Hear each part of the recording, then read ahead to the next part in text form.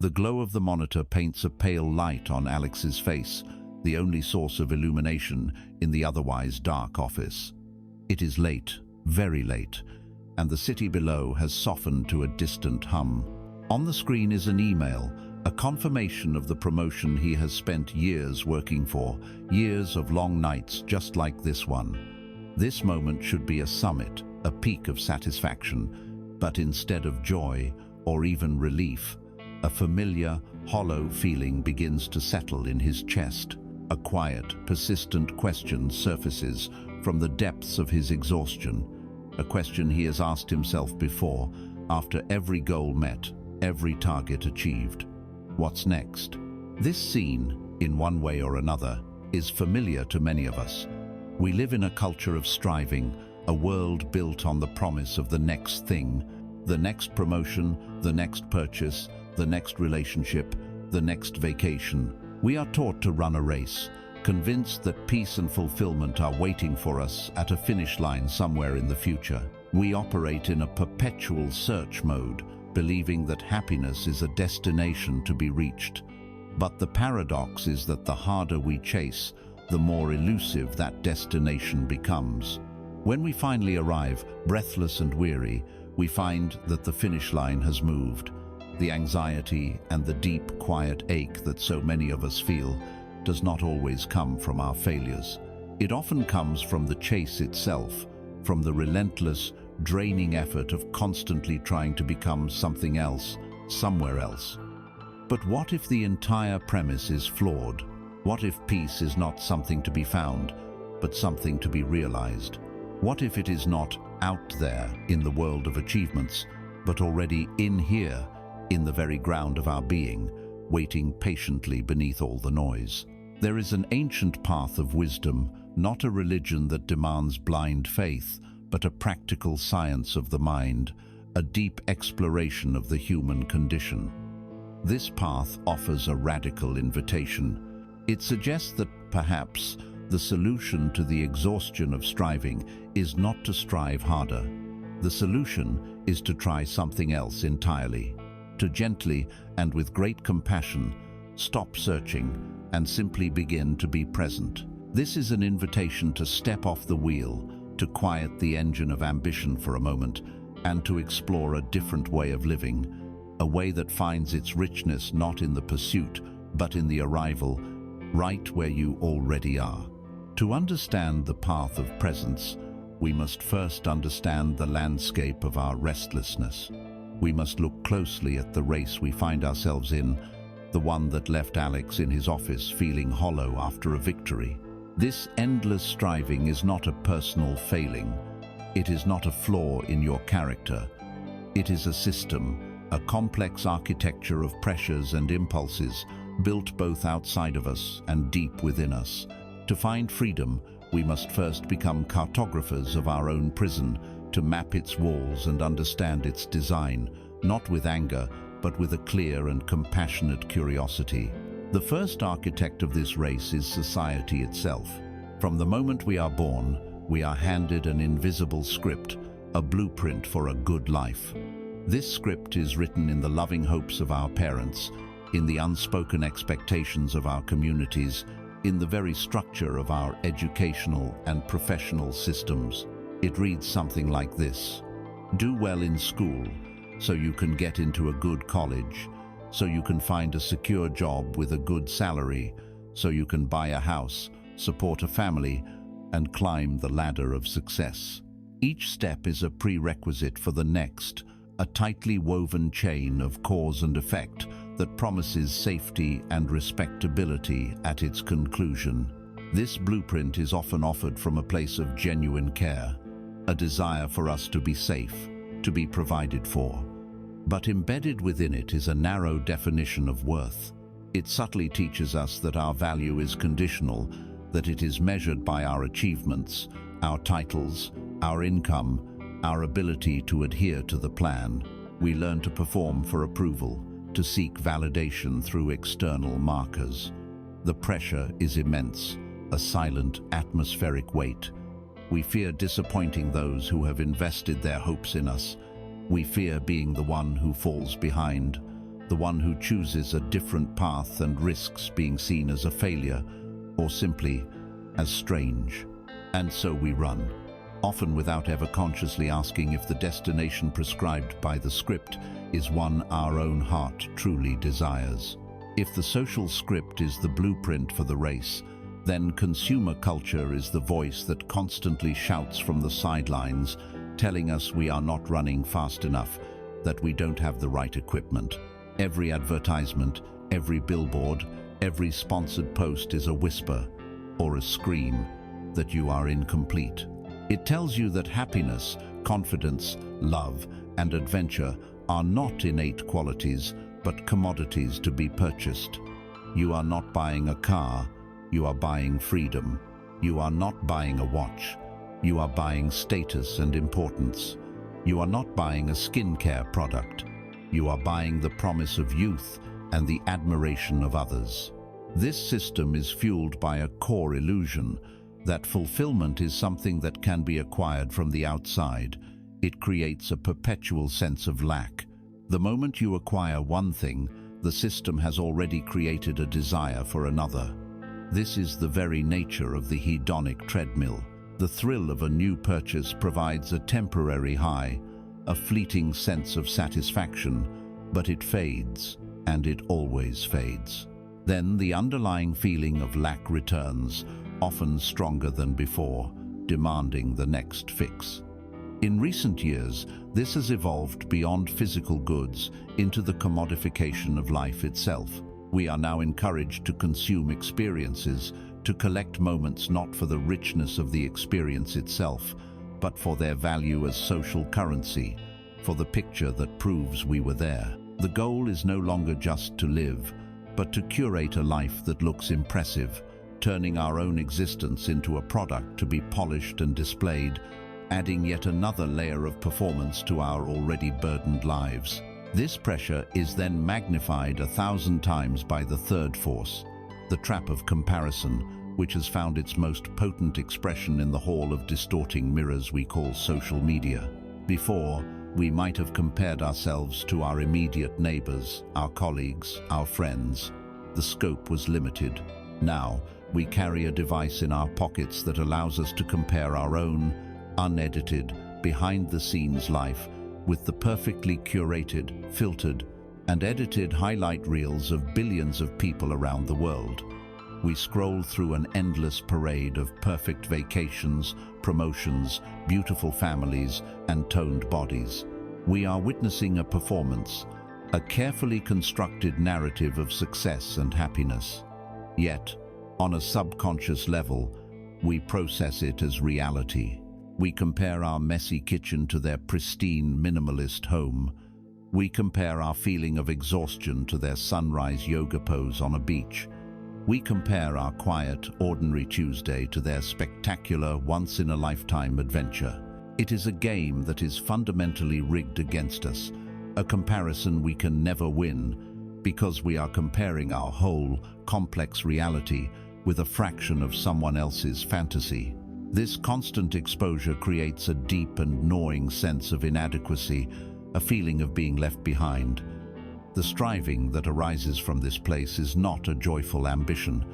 It is a frantic, anxious scramble to keep up, to prove that our lives are also worthy, also valuable, also happy. We begin to chase not what we want, but what we think we should want, based on the images we consume. The race becomes a desperate effort to close a gap that was created by an illusion in the first place. Finally, we must look within, at the ancient engine that drives the whole machine, our own biology. Deep in our brains lies a reward system, a mechanism honed over millions of years of evolution. This system, powered by neurotransmitters like dopamine, was essential for our survival as a species. It was the inner urge that pushed our ancestors to find the next berry bush, to track the herd of animals, to seek a safer cave. It provided a small hit of pleasure and motivation upon achieving a goal, ensuring that they would continue to seek and strive, and therefore survive. The problem is that this ancient, survival-driven hardware is now running on the software of the modern world. Our brain does not know the difference between finding a life-sustaining source of food and getting a notification on our phone. It doesn't distinguish between the survival need for a secure shelter and the culturally created desire for a bigger house. It simply responds to the goal and reward structure. The next thing that once ensured our survival has become the next promotion, the next like on a post, the next item in a shopping cart. This biological design explains why satisfaction is so tragically fleeting. The brain's job, from an evolutionary perspective, is not to make you happy. Its job is to make you want. It is designed to keep you motivated, to keep you seeking, because for our ancestors, complacency meant death. And so, after a brief moment of reward, the system resets, the feeling of satisfaction drains away, and the hunger for the next thing returns. We are caught in a dopamine loop, a biological cycle of wanting, getting, and wanting again. We are running on an ancient program that, in our modern world of abundance, has no off switch. There is a simple story that illustrates the beautiful absurdity of this race. A wealthy businessman on vacation stood on a pier in a small coastal village, watching a local fisherman. The fisherman, having caught a few large fish, was docking his small boat. The businessman, impressed, complimented the fisherman on the quality of his fish and asked how long it took him to catch them. "Only a little while," the fisherman replied. The businessman then asked why he didn't stay out longer and catch more fish. The fisherman said he had enough to support his family's immediate needs. The businessman, ever the strategist, became animated. "But imagine what you could do," he said. "If you spent more time fishing, you could catch more fish. With the proceeds, you could buy a bigger boat. With a bigger boat, you could go into deeper waters and catch even more fish. Soon, you could buy several boats, manage a team of fishermen, and eventually, you would have your own fleet. You could leave this small village and move to the city, and from there, you could run your expanding enterprise." The fisherman listened patiently. Then he asked, "And then what, sir?" The businessman laughed.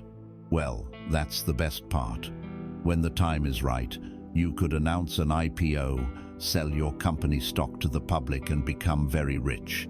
You would be a millionaire." "A millionaire," the fisherman repeated slowly. "And then what?" the businessman said. "Then you could finally retire. You could move to a small coastal village, sleep in late, fish a little, play with your kids, take a nap with your wife, and stroll into the village in the evenings where you could sip wine and play guitar with your friends." The fisherman smiled, gestured to his simple life around him, and said, "But sir, is that not what I am doing already?" This story is not a condemnation of ambition or work. It is a gentle question that hangs in the air for all of us. What are we truly working for?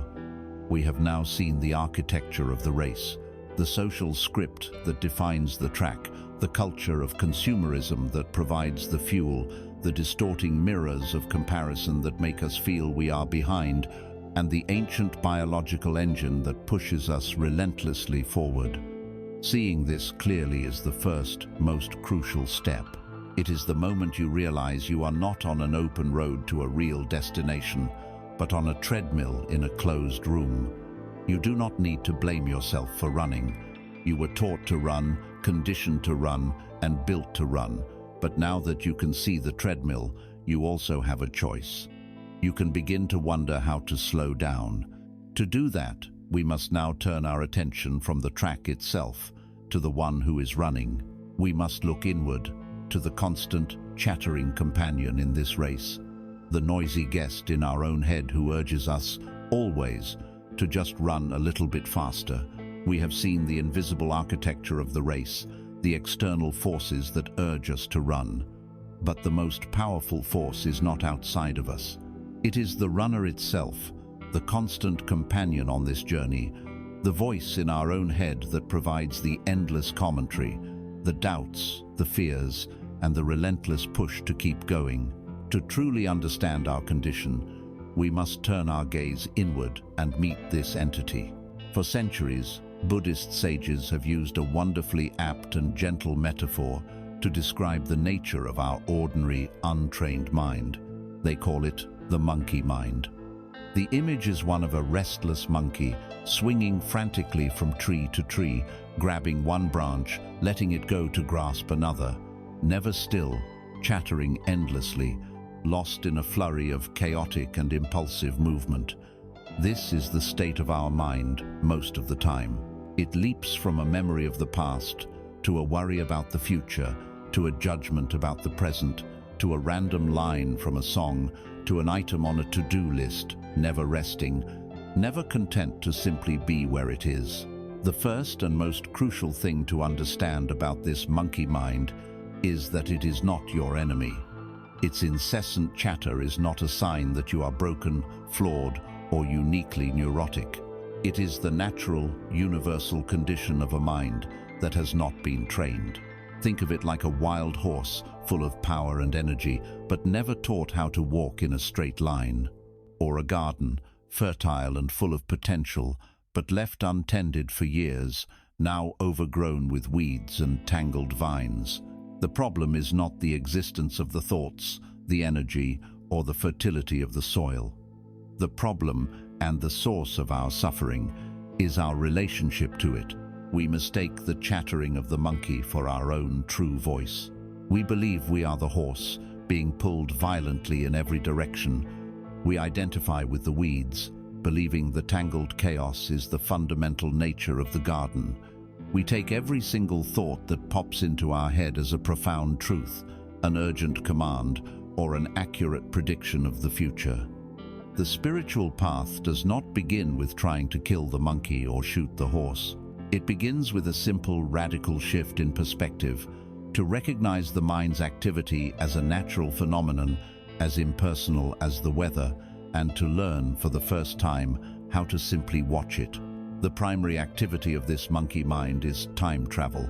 It is almost never in the present moment, the only place where life is actually happening. Instead, it is a master of two destinations, the past and the future. The past is its museum of regret and its theater of nostalgia. The mind will drag you back to re-examine an awkward conversation from a week ago, making you cringe with embarrassment. It will force you to relive a painful failure from years ago, bathing you in feelings of shame as if it were happening right now. It will replay old grievances, stoking the fires of resentment and anger, keeping old wounds from ever truly healing. Or it will swing to the branch of nostalgia, painting the past in a golden, idealized light, creating a sense of lack and dissatisfaction with the present because it can never measure up to this fabricated memory. In either case, whether through regret or nostalgia, living in the past drains the energy we need to engage with the life that is right in front of us. If the past is the mind's graveyard, the future is its playground of anxiety. The monkey mind is a frantic fortune teller, constantly generating an endless stream of what-if scenarios. What if I fail the presentation? What if they don't like me? What if I get sick? What if I lose my job? It rehearses conversations that will likely never happen, prepares defenses for attacks that will never come, and constructs elaborate catastrophe fantasies that cause our bodies to react as if the threat were real. Our palms sweat, our heart races, our stomach churns, all because of a story about a future that does not exist. This constant projection into the future is the very definition of anxiety. It is the state of trying to control the uncontrollable, of demanding certainty from a universe that is fundamentally uncertain. By constantly flinging itself into these two realms, the past and the future, the monkey mind effectively steals the present moment from us. It ensures that we are almost never fully home for our own lives. The result of this incessant time travel and chatter is that we live our lives through a thick fog, a veil of noise that separates us from direct experience. Think of a simple, beautiful moment. You are holding a warm cup of coffee, the aroma rising to meet you. But are you truly experiencing it? Or is the monkey mind already planning your day, worrying about an email you have to send, or replaying a disagreement from the night before? The sensory reality of the coffee, its warmth, its taste, its smell is filtered through and largely obscured by the static of your thoughts. You are walking through a beautiful park in autumn, the leaves a symphony of red and gold, but you don't see it. The mind is absorbed in a fantasy about a future vacation or a worry about your finances. You are listening to your child tell you about their day, but you are not truly hearing them because you are mentally composing a grocery list. We live a second-hand life. We experience the commentary about our life rather than life itself. This constant internal noise creates a subtle, pervasive hum of tension, a baseline of dissatisfaction that we carry with us everywhere. It is so constant that we mistake it for normal. We forget that it is possible to experience a moment of silence, a moment of pure, unfiltered reality. The fog is so thick, we forget what it's like to see clearly. So what can be done? The answer, at first, seems counterintuitive. The first step is not to fight. It is not to argue with the monkey or try to force it into silence. Trying to suppress your thoughts is like trying to hold a beach ball underwater. The moment you relax your effort, it bursts to the surface with even more force. Shouting at the mind to be quiet is like shouting at a frightened animal. It only makes it more agitated. The true path, the first act of gentle revolution, is simply to notice. It is to step back and become the watcher, to cultivate a calm, impartial awareness that can observe the mind's antics without getting entangled in them. Imagine you are sitting peacefully on the bank of a river. The thoughts are like leaves, twigs, and other bits of debris floating by on the current. Before, you were in the river, being tossed about by the current, identifying with every piece of debris. The practice is to simply sit on the bank and watch the river flow. A thought of worry appears. You see it, you acknowledge it as worry, and you let it float by. A memory appears. You see it, you label it memory, and you let it float by. You do not judge the leaves. You do not try to stop the river. You simply watch with a kind and patient attention. In this simple yet profound act of non-judgmental observation, a space begins to open up. A space between you, the observer, and the thoughts, the observed. In that space lies the beginning of freedom, the first breath of clean air after a lifetime in the fog. In the tradition of Zen Buddhism, this process is beautifully illustrated in a series of 10 drawings known as the ox-herding pictures. The ox represents our true nature, our calm and powerful mind. The herder is the practitioner, you or me, who has set out to find it. In the beginning, the herder is lost. He cannot even see the ox. He only sees its chaotic tracks, representing the first moment we become aware of how wild and scattered our thoughts are. Then, he gets a glimpse of the ox. It is powerful, wild, and dark, and it runs away from him. This is the stage of meeting our monkey mind in its full, untamed force. The herder gets a rope and begins the long, difficult process of taming the ox. This is the crucial stage. He does not tame it by beating it into submission. He tames it through patient, persistent, and compassionate effort. He walks with it, guides it gently, and slowly, over time, the ox begins to trust him. It becomes calmer, its color changes from black to white, and eventually the herder can put down his rope and his whip. The ox follows him willingly. They journey home together, the herder playing a flute, in perfect harmony with the ox. This ancient story is a map of our own inner work. We must first see the tracks of our restless mind. We must then have the courage to face its wild energy, not as an adversary, but as a part of ourselves that needs gentle, patient guidance. The rope is our mindfulness, our gentle attention that we use to bring the mind back again and again whenever it wanders. By learning to watch the monkey mind, we begin to rob it of its power. Its strength comes from our unconscious identification with it. When we shine the light of awareness on it, it begins to settle down. We realize we are not the chattering monkey. We are the calm, spacious sky in which the monkey swings. We are not the waves. We are the deep, silent ocean beneath them. This is not a quick fix. It is a practice, a training, a lifelong process of befriending ourselves. As we continue to sit on the riverbank, simply watching, we start to notice the content of the river. We notice what the mind is obsessing over. It talks endlessly about me, my life, my problems, my successes, my future. It is a tireless author, constantly writing, editing, and defending the story of a central character. This observation naturally leads us to a deeper, more profound question. Who is this me that the mind talks about so incessantly? Is this self, this main character of our inner drama, as solid and real as we have always assumed? We must now turn our attention to the greatest story the monkey mind ever tells, the foundational illusion upon which the entire race is built, the story of the self.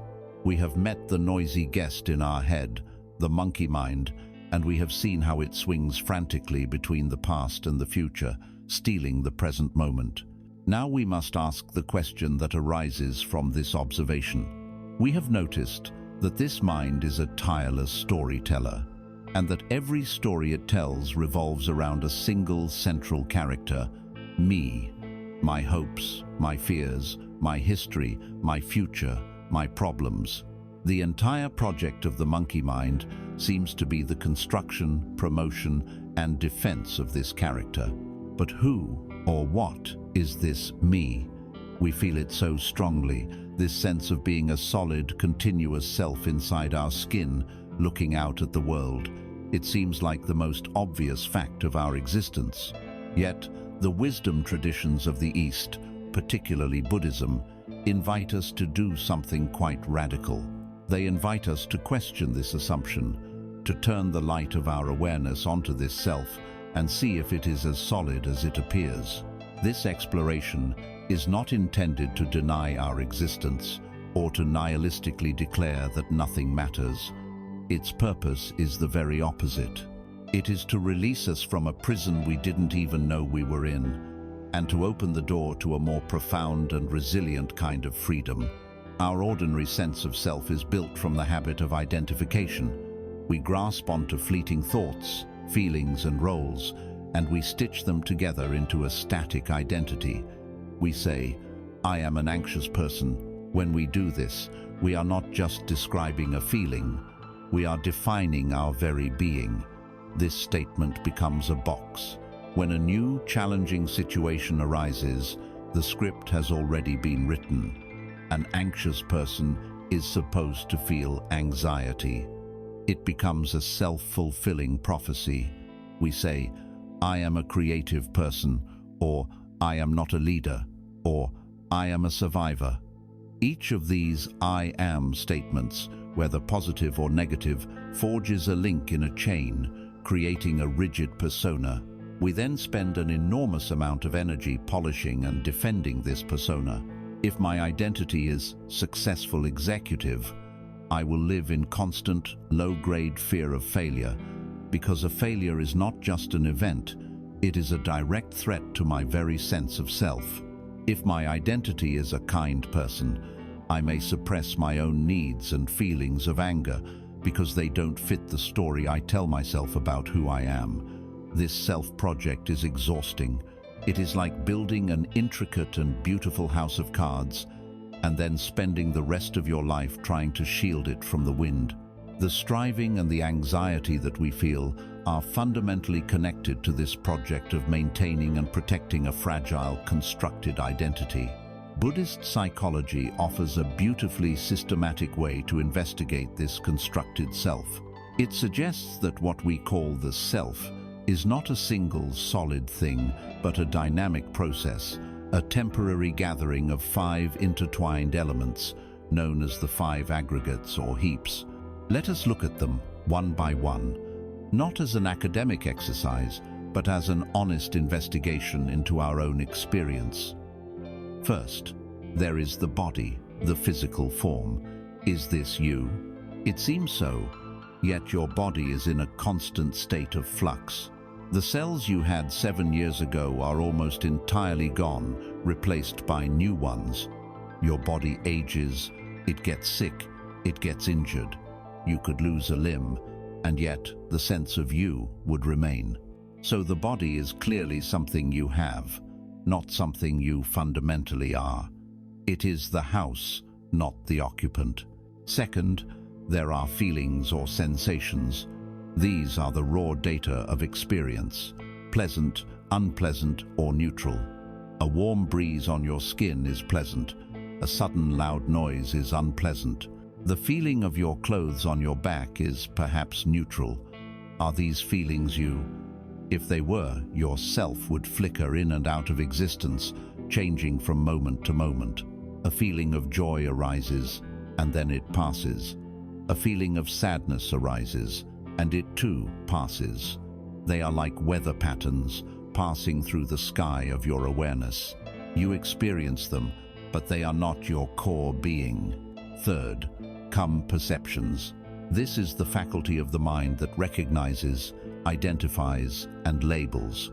It sees a collection of green and brown and labels it tree. It hears a sound and recognizes it as a siren. It is the process of making sense of the raw data from our senses. But are your perceptions you? We know our perceptions can be mistaken. They are heavily conditioned by our language, our culture, and our past experiences. Two people can look at the same event and perceive it in completely different ways. Perceptions are unreliable, conditioned, and impermanent. They cannot be the foundation of a stable, continuous self. Fourth, and this is the one we most often identify with, our mental formations. This category includes our thoughts, our beliefs, our opinions, our moods, our habits, our biases, and the stories we tell ourselves. This is the heartland of the monkey mind. But are these thoughts you? As we have already seen, thoughts are chaotic and often contradictory. A thought of boundless compassion can be followed seconds later by a petty, judgmental one. A thought of great confidence can be replaced by one of crippling doubt. If you were your thoughts, which one would you be? You cannot be all of them. Thoughts, like feelings, are simply events in the mind. They arise and they pass away. They are visitors, not the owner of the house. Finally, there is consciousness, the basic quality of awareness itself. The light that shines on the body, the feelings, the perceptions, and the thoughts. It is the knowing faculty. This seems like it must surely be the real me. But Buddhist thought suggests that even consciousness is not a solid, independent thing. It arises in dependence upon the other four. There is seeing consciousness, which depends on the eye and a visible form.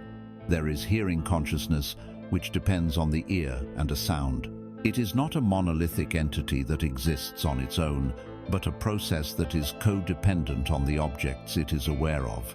It is like the light from a lamp, which cannot exist without the lamp itself, the wick, the oil, and the space in which to shine. So, when we look for a self, for a permanent, independent CEO in charge of the whole operation, we cannot find one. All we find is this shimmering, interdependent process of body, feelings, perceptions, thoughts, and consciousness, all arising and passing away from moment to moment, like the flowing of a river. This insight is perfectly captured in a famous dialogue from an ancient Buddhist text between a monk named Nagasena and a king named Milinda. The king arrived for their meeting in a magnificent royal chariot and asked the monk for his name. Nagasena replied that Nagasena was just a convenient name, a designation, for there was no permanent person to be found. The king, a sharp intellectual, was baffled. He challenged the monk, using the chariot as an example. Nagasena asked, "Is the chariot the pole?" The king replied, No, venerable sir. Is it the axle, the wheels, the frame, the ropes, the yoke? With each question the king replied, Number. Nagasena then asked, Is the chariot then something other than its parts? Again, the king said no. Nagasena's final point was devastatingly simple. Then, your majesty, for all your searching, you cannot find the chariot. Chariot is nothing but a convenient name, a designation for this collection of parts. He then turned the analogy back on himself. In exactly the same way, your majesty, Nagasena is just a convenient designation for this collection of body, feelings, perceptions, thoughts, and consciousness. But in an ultimate sense, no permanent person is to be found. This can sound frightening, but it is the very key to our liberation. If there is no fixed, solid self, then you are not permanently defined by your past. Your failures are not indelible stains on a permanent soul. They are simply events that have passed through this process. Your successes are not things to be desperately clung to, because the you that achieved them is also part of this ever-changing flow. This understanding allows us to hold our life story more lightly. It is the difference between being fused with our thoughts and feelings and being the spacious awareness that can witness them. A simple shift in language can help us practice this. Instead of thinking, I am angry, we can notice, the feeling of anger is arising in me. Instead of saying, I am a failure, we can observe, the thought I am a failure has appeared. This small change creates a profound shift. It creates a space. It takes us out of the role of the victim of our own mind and places us in the seat of the calm, compassionate witness. When you know you are not your thoughts, you are no longer a slave to them. An unhelpful or painful thought can arise, and you can look at it with curiosity, the way you might look at a strange cloud in the sky, without having to believe it or act on it. This is freedom. It is the freedom to have a rich and complex inner life without being tyrannized by it. So, we have investigated the central character in our inner drama, this me that the monkey mind is so obsessed with, and we have found that it is more like a river than a statue. It is a flowing, dynamic, and interdependent process, not a solid, separate, and unchanging thing. The true liberation lies in shifting our identity from the contents of the river, the fleeting thoughts, feelings, and sensations to the vast, open awareness that allows the river to flow. But this profound shift in understanding raises a crucial question. If there is no solid self, then who or what is it that feels pain?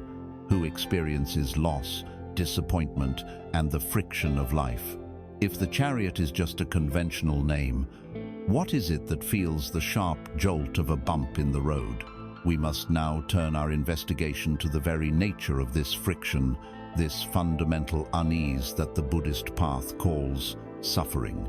We have journeyed inward, confronting the restless monkey mind and questioning the very nature of the self that it obsesses over. We have arrived at a startling conclusion. This self is not a solid entity, but a flowing, dynamic process. This leads us to the essential question. If there is no fixed person to be found, then who or what experiences the pain, the stress, and the friction of life? What is it that feels the bumps in the road? The answer in Buddhist thought is that the process itself, this assembly of body and mind, experiences friction simply by virtue of its nature. The Buddha gave this fundamental friction a name, dukkha. This ancient word, from the Pali language, is most often translated into English as suffering. But this translation is incomplete and can be deeply misleading. It can paint a picture of Buddhism as a pessimistic, life-denying philosophy that claims everything is misery. This is not the case. The reality is far more subtle, more practical, and more profound. While dukkha certainly includes what we would call suffering, grief, physical pain, despair, its meaning is much broader. Think of it less as overt suffering and more as a pervasive sense of dissatisfaction. Think of it as unease, stress, or the friction that arises when our desires clash with the reality of a world that we cannot control. It is the subtle feeling that something is not quite right, the low-grade hum of anxiety that underlies so much of our lives. It is the inherent unsatisfactoriness of chasing lasting pleasure in a world where everything is temporary. The Buddha's first great teaching, the first noble truth, is simply the statement, there is dukkha. This is not a condemnation of life. It is a diagnosis. The Buddha is often called the great physician, and a good doctor does not begin by saying, life is terrible. A good doctor begins by looking at you with compassionate eyes and saying, I see that you are unwell. Let us look at the symptoms together, without fear. This acknowledgement is the first, most courageous, and most necessary step toward healing. To understand this diagnosis fully, the Buddha described dukkha in three distinct interwoven layers or flavors. The first is the most obvious, the one we all recognize instantly. It is the dukkha of painful experience, or dukkha. This is the raw, overt pain of life. It is the throbbing of a migraine headache, the sharp grief of losing someone you love, the sting of betrayal or harsh criticism, the anxiety of a frightening medical diagnosis, the despair of depression. It is the frustration of being stuck in traffic when you are late, the agony of a broken bone, the deep ache of loneliness. This type of suffering is an undeniable part of the human condition. No one is immune to it. We spend a great deal of our lives trying to avoid it, numb it, or distract ourselves from it, yet it is an inescapable feature of our existence. The second flavor of dukkha is more subtle and perhaps even more pervasive in our modern world of striving. It is the dukkha of change, or viparinama dukkha. This is the suffering that is woven into our pleasant experiences. This sounds paradoxical, but consider it closely. You are on a perfect vacation, the sun is warm, the sea is beautiful, everything is wonderful. Yet, in the back of your mind, a quiet voice whispers, this will end soon. In 3 days, I have to go back to work. That subtle shadow of an ending, that inability to fully relax into the pleasure because we know it is fleeting, that is the dukkha of change. You fall in love, and the experience is exhilarating. But with that joy comes a new, quiet fear, the fear of the relationship changing, the fear of losing the other person. You achieve a great success, the one Alex was contemplating in his office. You reach the summit. But the moment of triumph is immediately replaced by the pressure to maintain that success, the fear of sliding back down the mountain. The happiness that depends on external conditions is inherently unstable because all conditions are, by their very nature, unstable. The more we cling to a pleasant experience, the more we try to freeze it in time, the more we suffer when it inevitably changes, as it always must. This is the stress of trying to hold on to water in a clenched fist. It is the friction that comes from our resistance to the fundamental truth of impermanence. The third and most profound flavor of dukkha is the dukkha of conditioned existence, or sankhara dukkha. This is the deepest level of dissatisfaction, the background static that is present even when there is no overt pain and when our pleasant experiences are not immediately threatened. It is a fundamental unease that arises from the simple fact of being a self in a conditioned, impermanent world. It is the existential friction of being a vulnerable, dependent process that is subject to birth, aging, sickness, and death. It is the vague, nagging sense of incompleteness, the feeling that something is missing, even when life is objectively good. You can have a good job, a loving family, good health, and still feel a quiet sense of restlessness, a hunger for something more, something that you can't quite name. This is sankhara dukkha. It is the unease of an instrument that is slightly, almost imperceptibly, out of tune. It may not be a jarringly wrong note, but it prevents the music from being truly harmonious. It is the basic tension that comes from our deep-seated, unconscious resistance to the way things are, impermanent, uncontrollable, and not centered around a solid, independent self. This is the root dissatisfaction that the spiritual path ultimately seeks to understand and resolve. There is a powerful story from the life of the Buddha that perfectly illustrates the journey of realizing these truths. A young woman named Kisa Gotami had a single infant son whom she loved more than anything in the world. One day, the child fell ill and died. Consumed by an unbearable grief, Kisa Gotami refused to accept his death. She carried the child's body through her village, going from person to person, desperately seeking medicine that could bring him back to life. Some people mocked her, others turned away in pity, but no one could help her. Her mind was shattered by the most extreme form of dukkha, the pain of loss. Finally, a wise man saw her desperation and, taking pity on her, suggested she go to see the Buddha. She went, laid her son's body at the Buddha's feet, and begged him for the medicine that would cure her child. The Buddha looked at her with immense compassion and said he could help her, but first she must do one thing. She must go back into the village and bring him a single mustard seed from a house where no one has ever died. Kisa Gotami was overjoyed. A mustard seed was such a simple thing to find. She immediately set off, her heart full of hope. She went to the first house and knocked. "The Buddha has asked me to bring him a mustard seed from a house that has never known death. Can you spare me one?" The woman of the house replied, "We have plenty of mustard seeds. You may take what you need, but this house has known death. My father died here just last year." With a heavy heart, Kisa Gotami went to the next house, and the next, and the next. The story was the same at every door. "Please, take a seed, but our family has known loss. My husband died, my mother died, my sister died. We lost a child, just like you." She went through the entire village, and she could not find a single household untouched by death. As the sun began to set, she sat down by the side of the road, exhausted.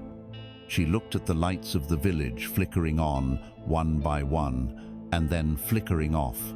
And in that moment, she had a profound realization. Her own terrible, personal, isolating grief was not just hers. It was part of the shared, universal experience of being human. Death was not a punishment visited upon her alone. It was woven into the very fabric of life. In that moment of acceptance, her frantic clinging began to soften. Her personal suffering, dukkha, opened up into a deep, visceral understanding of the universal nature of loss and change, viparinama dukkha, and the conditioned nature of all life, sankhara dukkha. She understood. She returned to the Buddha, no longer seeking a magic cure, but ready to understand the truth. This is the purpose of the first noble truth. It is not to make us despair. It is to do for us what that journey did for Kisa Gotami, to wake us up from our private dream of suffering and help us see that our unease is part of a shared condition. By looking directly and bravely at dukkha in all its forms, we stop fighting reality. We stop pretending that we can build a life free from pain, change, and unease through external striving. We have made the diagnosis. We have acknowledged the symptoms, from the acutely painful to the subtly pervasive. This honest seeing is the beginning of wisdom and the foundation of true compassion. A great physician, having clearly diagnosed the illness, does not stop there. The next, most crucial step is to identify the cause. If dukkha is the symptom, what is the pathogen? The Buddha's great insight was that this friction, this dissatisfaction, is not random or meaningless. It has a specific, identifiable cause. We must now turn our investigation to the very root of our striving and our dissatisfaction, the powerful, deep-seated force of craving. We have stood with courage and looked squarely at the diagnosis of our condition, dukkha.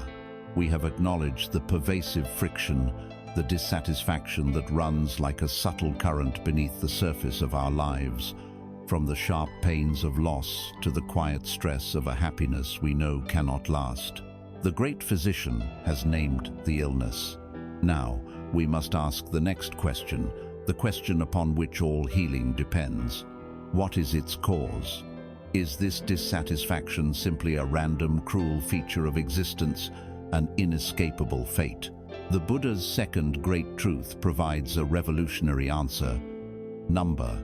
Our suffering is not random. It has a specific, identifiable cause.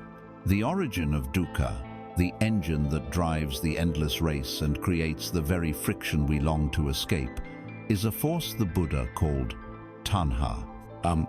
The literal translation of this Pali word is thirst. It is a metaphor of profound genius. It points not to a simple wanting, but to a deep, primal, and often unconscious compulsion. It is the parched, desperate thirst of a wanderer in the desert, a thirst that obsesses the mind and drives all action. This is the energy behind our striving. This is the feeling of, if only I had that job, if only I had that relationship, if only I could get rid of this anxiety, then I would be at peace. Tanha is the constant, restless reaching of the mind, grasping for what it wants and pushing away what it does not. It is the very mechanism of the clenched fist, creating tension and struggle in its attempt to control reality. To understand this thirst is to understand the very root of our restlessness. The Buddha, with his characteristic precision, identified three primary currents of this powerful thirst, three ways in which it manifests in our lives. The first, and most familiar, is the thirst for sensual pleasures, or kamatana. This is the engine of our consumer society. It is the endless desire for pleasant experiences delivered through our six senses: a beautiful sight, a captivating sound, a delicious taste, a pleasant smell, a comforting physical touch, and gratifying thoughts or ideas. This is the thirst for the next great meal, the next binge-worthy series, the next hit song, the next luxury vacation. In the digital age, this has been supercharged. It is the thirst for the dopamine hit of a notification, the validation of a like, the endless scroll through a feed of curated images designed to provoke desire. This thirst convinces us that happiness is an additive process, that if we can just accumulate enough pleasant experiences, we can build a fortress of contentment that will protect us from any discomfort. But the nature of pleasure is that it is fleeting. The delicious taste of the first bite of cake is not the same as the last. The thrill of a new phone fades into normality within weeks. The pleasure itself is not the problem. The problem is the thirsting for it, the clinging to it, and the deep-seated belief that it can provide a lasting solution to our inner unease. This belief keeps us on the hedonic treadmill, running endlessly in pursuit of the next temporary fix, always thirsty, never truly quenched. The second current of thirst is deeper and more intimately tied to our sense of self. It is the thirst for being, or bhava-tanha. This is not just the thirst for a pleasant feeling, it is the thirst to become something, to solidify our identity, to continue existing. It is the deep, powerful urge behind all ambition. It is the desire to be successful, to be respected, to be seen as intelligent or attractive or righteous. It is the engine of the ego's project. When we say, "I am a successful person," bhava-tanya is the force that drives us to accumulate more success, because it feels like each achievement adds another brick to the fortress of our identity, making it more real, more solid. This is the thirst for a legacy, for leaving a mark, for a sense of permanence in an impermanent world. It is the subtle, powerful fear of insignificance, of disappearing without a trace. This is the core of Alex's predicament in his lonely office. He had quenched his thirst for a particular achievement, but the underlying thirst for being a successful person, for having a forward trajectory, was as strong as ever, immediately demanding, "What's next?" Bhava Tanha ensures that no achievement is ever enough, because the self it seeks to build is, as we have seen, a process, not a solid thing. It is like trying to build a statue out of flowing water. The thirst to become is ultimately a thirst for the impossible. The third current is the mirror image of the second. It is the thirst for non-being, or vibhava tanha. Where the thirst for being is a pulling toward, this is a violent pushing away. It is the desperate desire to annihilate an unpleasant experience, an uncomfortable feeling, or a part of ourselves that we dislike. This is the energy of aversion. When a feeling of anxiety arises, the immediate impulse to grab our phone and scroll through social media is vibhava tanha in action. We are trying to annihilate the feeling of anxiety with a distraction. When we receive criticism, the defensiveness and anger that arise are fueled by a desire to annihilate the pain of feeling flawed. It is the urge to get rid of boredom, to push away sadness, to numb ourselves to pain. In its more extreme forms, vibhava tanha manifests as a desire for self-destruction, the ultimate wish to annihilate the self that is perceived to be the source of all pain. This constant pushing away, this resistance to what is a profound source of suffering. It creates a state of internal warfare. Life presents us with an unpleasant reality, a difficult emotion, a painful truth, and we declare war on it. This war is exhausting, and it is a war we can never win, because we are fighting against the natural, unavoidable flow of life itself. Imagine you are standing by a clear, flowing stream, and you are thirsty. You can gently cup your hands, dip them into the stream, and bring the cool water to your lips. You drink, your thirst is satisfied, and you let the excess water flow away. This is healthy desire. It is uncomplicated, direct, and leaves no residue of struggle. Now, imagine that you are captivated by the water. You love how it feels. You decide you must keep it. You plunge your hands into the stream and scoop up as much as you can, but this time you clench your fists tightly, trying to possess the water, trying to prevent it from escaping. What happens? The water immediately begins to stream out between your fingers. The harder you squeeze, the more desperately you try to hold on, the faster it escapes. Your muscles tense, your arms ache, and your mind is filled with the anxiety of losing the very thing you are trying to possess. In the end, your hands are empty, and you are left only with the strain and the tension of your own clenching. This is the perfect metaphor for tanha. The water is life, the stream of pleasant and unpleasant experiences that flows ceaselessly. The open, cupped hand is wise desire. The clenched fist is tanhatha, craving, the clinging, the grasping, the resisting. The suffering is not in the water, the suffering is in the clenching. We can now see the mechanism with absolute clarity. Dukkha, our dissatisfaction, our stress, our suffering, is not a punishment inflicted upon us by the world. It is the friction burn caused by our own mind, by the clenched fist of tanha, as it tries to grasp and control the uncontrollable flow of reality. This is not a truth meant to inspire guilt or blame. It is meant to be profoundly empowering. If the cause of our suffering is an internal mechanism, then the key to its cessation is also within us. We are not helpless victims of circumstance. We are the unwitting authors of our own tension, and therefore we can also learn to become the architects of our own peace. The diagnosis is complete. The cause has been identified. The physician has shown us that the illness of dukkha is caused by the pathogen of tanha. The path to healing, therefore, must involve learning how to relax this clenched fist. But to do that, to be willing to let go, we must first deeply and fully understand the nature of the water we have been trying so desperately to hold. We must come to terms with the fundamental truth about everything we desire and everything we resist. We must turn our investigation to the profound, challenging, and ultimately liberating reality of impermanence. We have journeyed to the very heart of our restlessness, identifying the deep, persistent thirst of tanha as the cause of our dissatisfaction.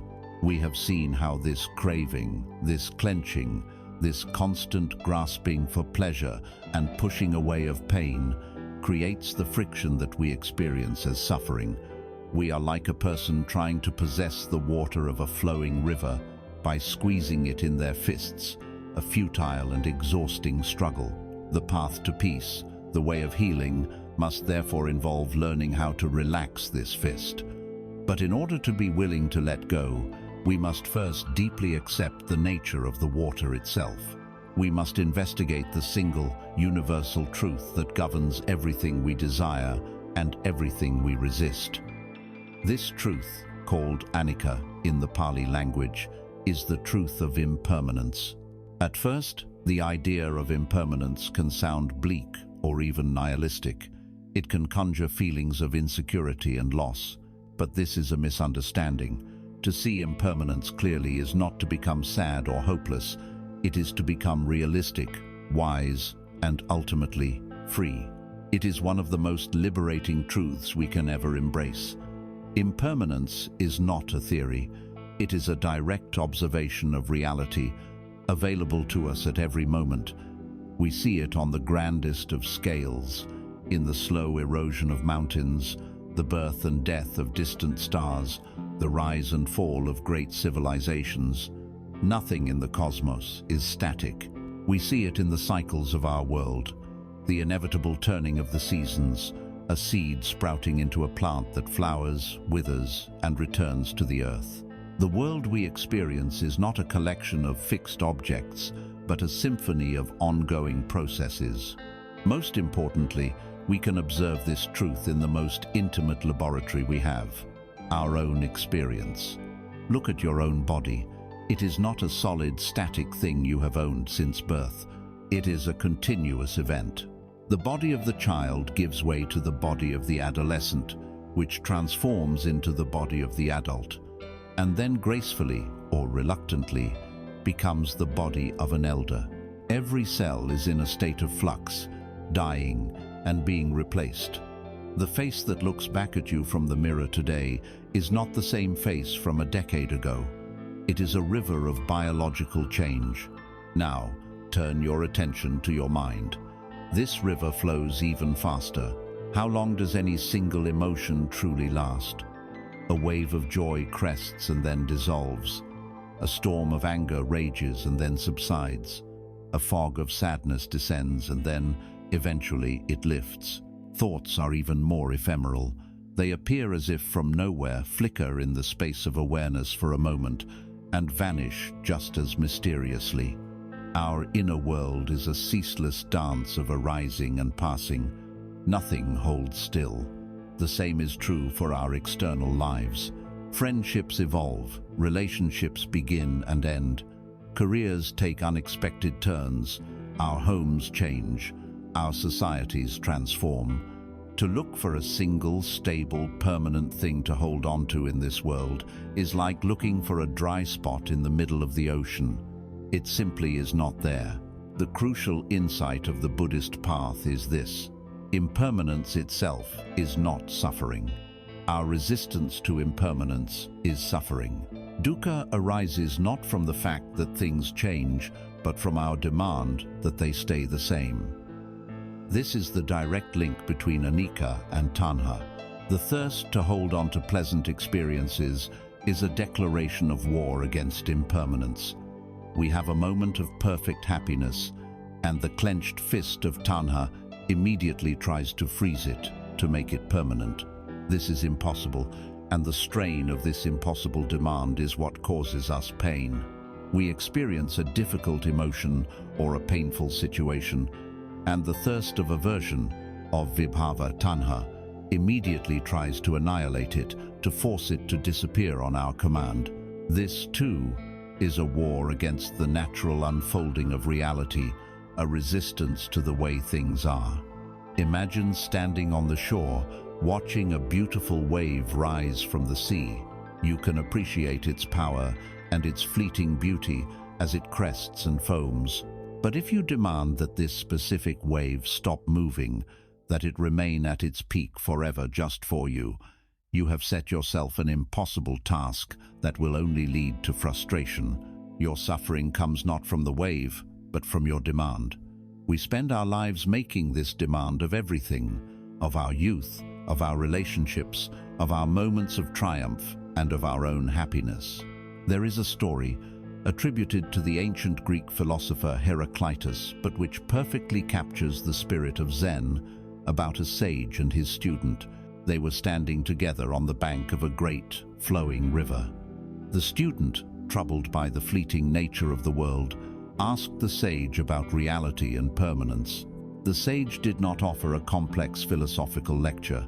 He simply pointed a finger towards the rushing water and said, "No man ever steps in the same river twice." The student was puzzled, so the sage explained, "For it is not the same river, and he is not the same man." Let this profound statement sink in. The water that touches your ankle at one moment is, in the very next moment, already downstream, replaced by new water that has traveled from miles away. The river is a convenient name for a process of constant renewal. It is never the same. And the man, the person who steps into it, is also not the same. In the space of a single second, millions of his cells have died and been replaced. His thoughts have shifted, his perceptions have changed. He is himself a flowing process. This is not poetry. It is a literal description of reality. We are not nouns, we are verbs. We are not solid statues, we are flowing rivers. To truly embrace this truth is to unlock a profound sense of liberation. It frees us from the prisons we build for ourselves. Firstly, it offers freedom from the past. If you are not the same person you were 5 years ago, or even 5 minutes ago, then your past mistakes, your regrets, your failures do not define you. They are not permanent stains on a fixed entity called you. They were moments in the river that have long since flowed out to sea. This gives you the radical permission to be different, right now, in this very moment. You are not bound by the script of your history. Secondly, impermanence is the secret ingredient that gives life its poignancy and its beauty. Knowing that an experience is temporary allows us to cherish it more fully. We savor the taste of a delicious meal more deeply because we know it will end. We listen more intently to the words of a loved one because we know that time is precious. We are more moved by the beauty of a sunset precisely because we know the colors will soon fade into darkness. If things were permanent, life would lose its preciousness. We would take everything for granted. Impermanence is what makes a moment a gift. Thirdly, this understanding offers immense comfort in times of pain. When we are caught in the grip of grief, anxiety, or physical suffering, it is easy to feel that the pain will last forever. It feels solid and all-consuming. But the law of impermanence applies to pain just as it applies to pleasure. No storm lasts forever. No night is endless. The wisdom of "this too shall pass" becomes not a hollow platitude, but a deep, abiding trust in the nature of reality. It gives us the resilience to endure difficult times, knowing that the river is always flowing, and that the present painful moment will eventually give way to something else. Ultimately, to accept impermanence is to give ourselves permission to stop fighting the river and learn how to flow with it. It means relaxing the clenched fist of craving. Why cling so desperately to a moment of pleasure when we know its nature is to pass? Why resist a moment of pain so violently when we know it too shall pass? This understanding allows for a new way of being, one that is more flexible, adaptable, open, and graceful. We stop trying to build dams and start learning how to navigate the current. We have now seen the nature of the water. It is a ceaseless, dynamic flow. This realization, while liberating, naturally leads to a very practical and pressing question. If everything is constantly changing, If the past is a memory and the future is an imagination, where can we possibly find our footing? In this groundless, flowing world, where can we stand to experience reality? If the river of life is always moving, is there any firm bank from which to watch it? The answer to this is the very heart of the practice. The only point of contact with reality, the only place where life is actually lived, is the here and now. We must now turn our attention away from the nature of the flow and toward the art of anchoring ourselves within it. We must explore the profound and readily available power of the present moment. We have followed the river of impermanence and seen that reality is a constant, ceaseless flow. Everything changes, nothing is solid.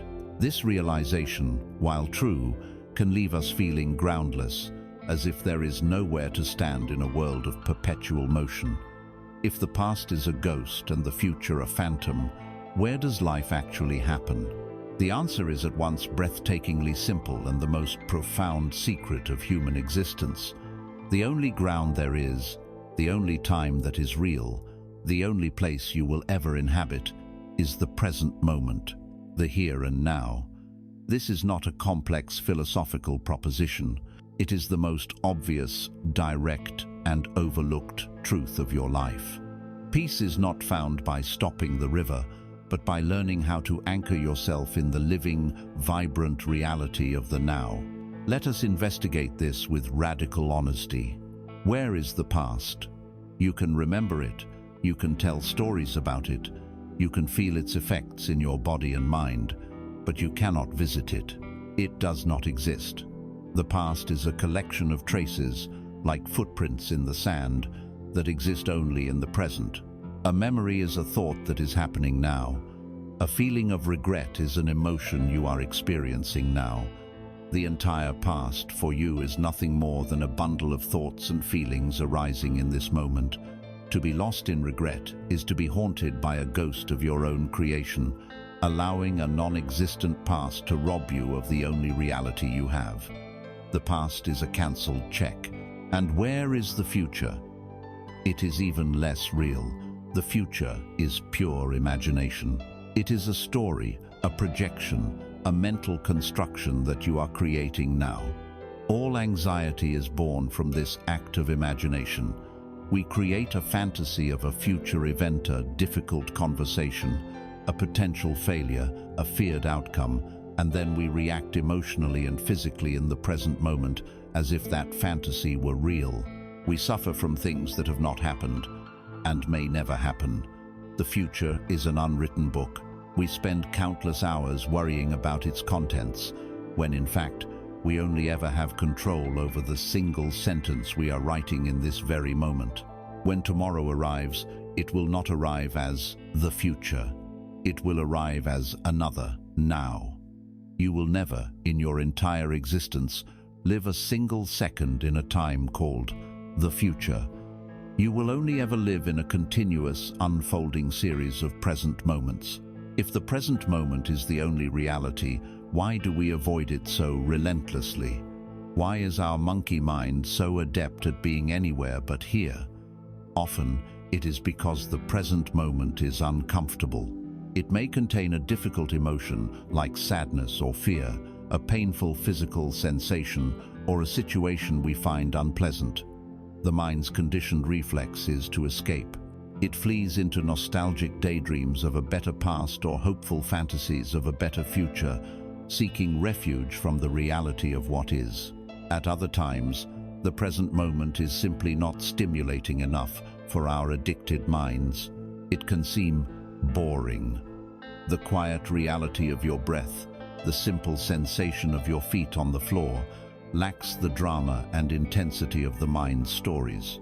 And so, the mind seeks entertainment, replaying old dramas or rehearsing new ones. This avoidance of the present is a deeply ingrained habit, a lifetime of training in the art of being absent for our own lives. We have become human doings instead of human beings. The tragedy of this absence is that we miss the richness of life itself. To live in thought is to live in a black and white, second-hand world of concepts and labels. To arrive in the present moment is to experience life in full, vibrant color, directly and without a filter. Try it, just for a second. What is the actual, raw sensation of the air touching your skin? Before the mind labels it cool or pleasant, what is the simple, direct feeling? What is the sound of the room you are in before you begin to identify and label each source? To be present is to move from the world of ideas about life to the world of direct sensory experience. And in this direct experience, a miracle occurs. We discover that in the present moment, as it truly is, there are no problems. A problem is always a mental construction, a story that involves the past and the future. A problem sounds like this. This pain in my knee, present sensation, is terrible. It was so much better yesterday, past, and I'm worried it will ruin my vacation next week, future. The story creates suffering. In the raw data of the present moment, there is only sensation. There might be an intense, unpleasant sensation in the knee. That is the reality. By staying with the direct sensation, without adding the story of past and future, we find that we can handle it. We can deal with what is. We suffer most from what isn't. There is a story of a traveler walking along a dusty road. He was bent almost double, his face etched with pain and exhaustion, because he was carrying a massive boulder on his back. Every step was a monumental effort. A Zen master was sitting quietly under a tree by the side of the road, and he watched the man struggle past. With great compassion, the master called out, "My friend, forgive my asking, but why do you carry such a heavy burden?" The traveler, irritated by the question, groaned, "It is my burden to carry. What choice do I have?" The master's curiosity was gentle. "What is this burden made of?" he asked. The traveler sighed a deep, weary sigh. "It is made of all my mistakes," he said. "All the things I regret, all the words I wish I had never said. And on top of that, it is made of all my worries. All the things I fear will happen tomorrow, all the ways my life could fall apart." The master looked at the man, then at the enormous rock, and then back at the man. He said 5 simple words, then put it down. The traveler stopped dead in his tracks. He stared at the master, stunned. The thought had never, in all his years of carrying it, occurred to him. Hesitantly, he shifted his shoulders and let the great boulder slide from his back. It crashed to the earth with a tremendous thud, raising a cloud of dust. The man slowly straightened his back, feeling an impossible lightness. He took a deep, full breath for the first time in years. He realized in that moment that the rock was made of nothing more than his own thoughts, which he had been choosing to carry with every step. This is the power of the present moment. Putting the rock down is the act of withdrawing our attention from the ghosts of the past and the phantoms of the future, and arriving fully in the here and now. This is where we find peace. Peace is not a destination in the future that we reach after we have finally solved all our problems and perfected our lives. Peace is a quality of attention that is available right now. It is the peace that is already here, underneath the noise of the mind, waiting for us to come home to it. The entire spiritual journey can be seen as this simple, repeated act of coming home. It is not about striving to get somewhere else. It is about learning to arrive where you already are. To know that the present moment is our true home is the essential insight. It is the map that shows us where the treasure is buried. But knowing the location of the treasure is not the same as having the shovel to dig it up. Our minds have spent a lifetime practicing the habit of wandering. To come home requires a new kind of training, a new skill. We need a practical method, a gentle and reliable tool that we can use to guide our awareness back from its travels in time and anchor it firmly in the living reality of the present. This skill, this gentle art of paying attention on purpose, is the cornerstone of the entire path. We must now explore the simple yet profoundly powerful tool of mindfulness. we have arrived at the very heart of our journey. We have seen that our true home is the present moment, the only place where life unfolds. We have recognized that our minds, through a lifetime of habit, are constantly wandering, lost in the ghostly realms of past and future. We know the destination, but we need a way to get there.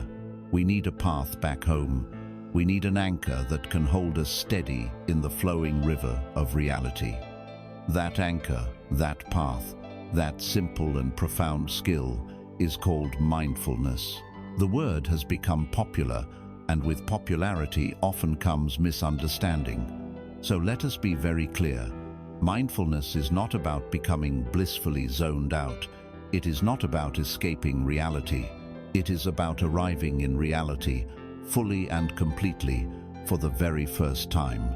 The most practical definition of mindfulness is this: paying attention, on purpose, in the present moment, and non-judgmentally. Within this simple sentence lies a complete guide to transforming your relationship with your own mind. Let us look at its three essential pillars. First, on purpose. This speaks to intention. Mindfulness is not a passive state.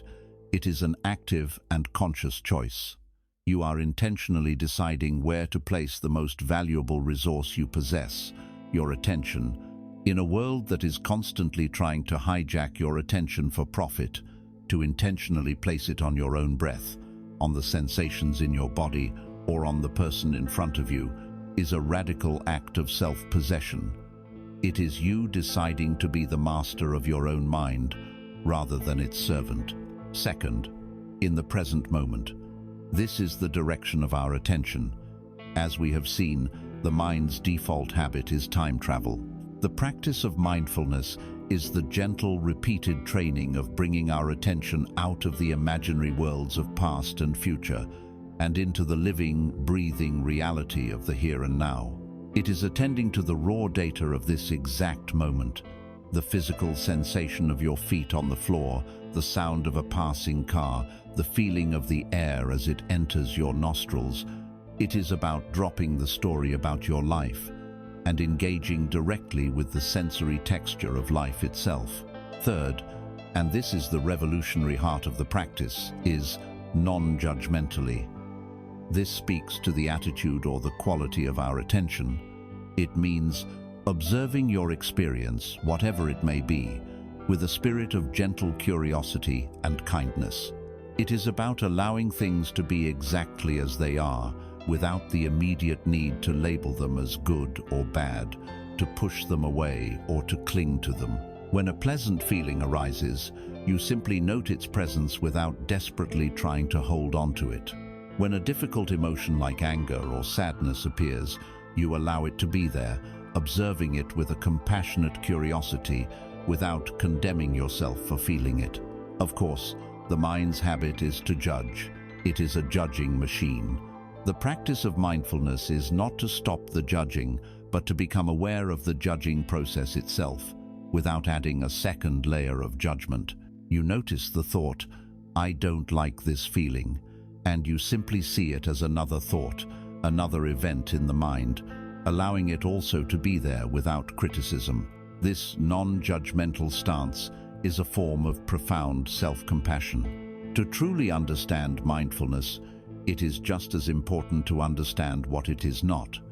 There are many myths that cause people to become frustrated and give up on the practice.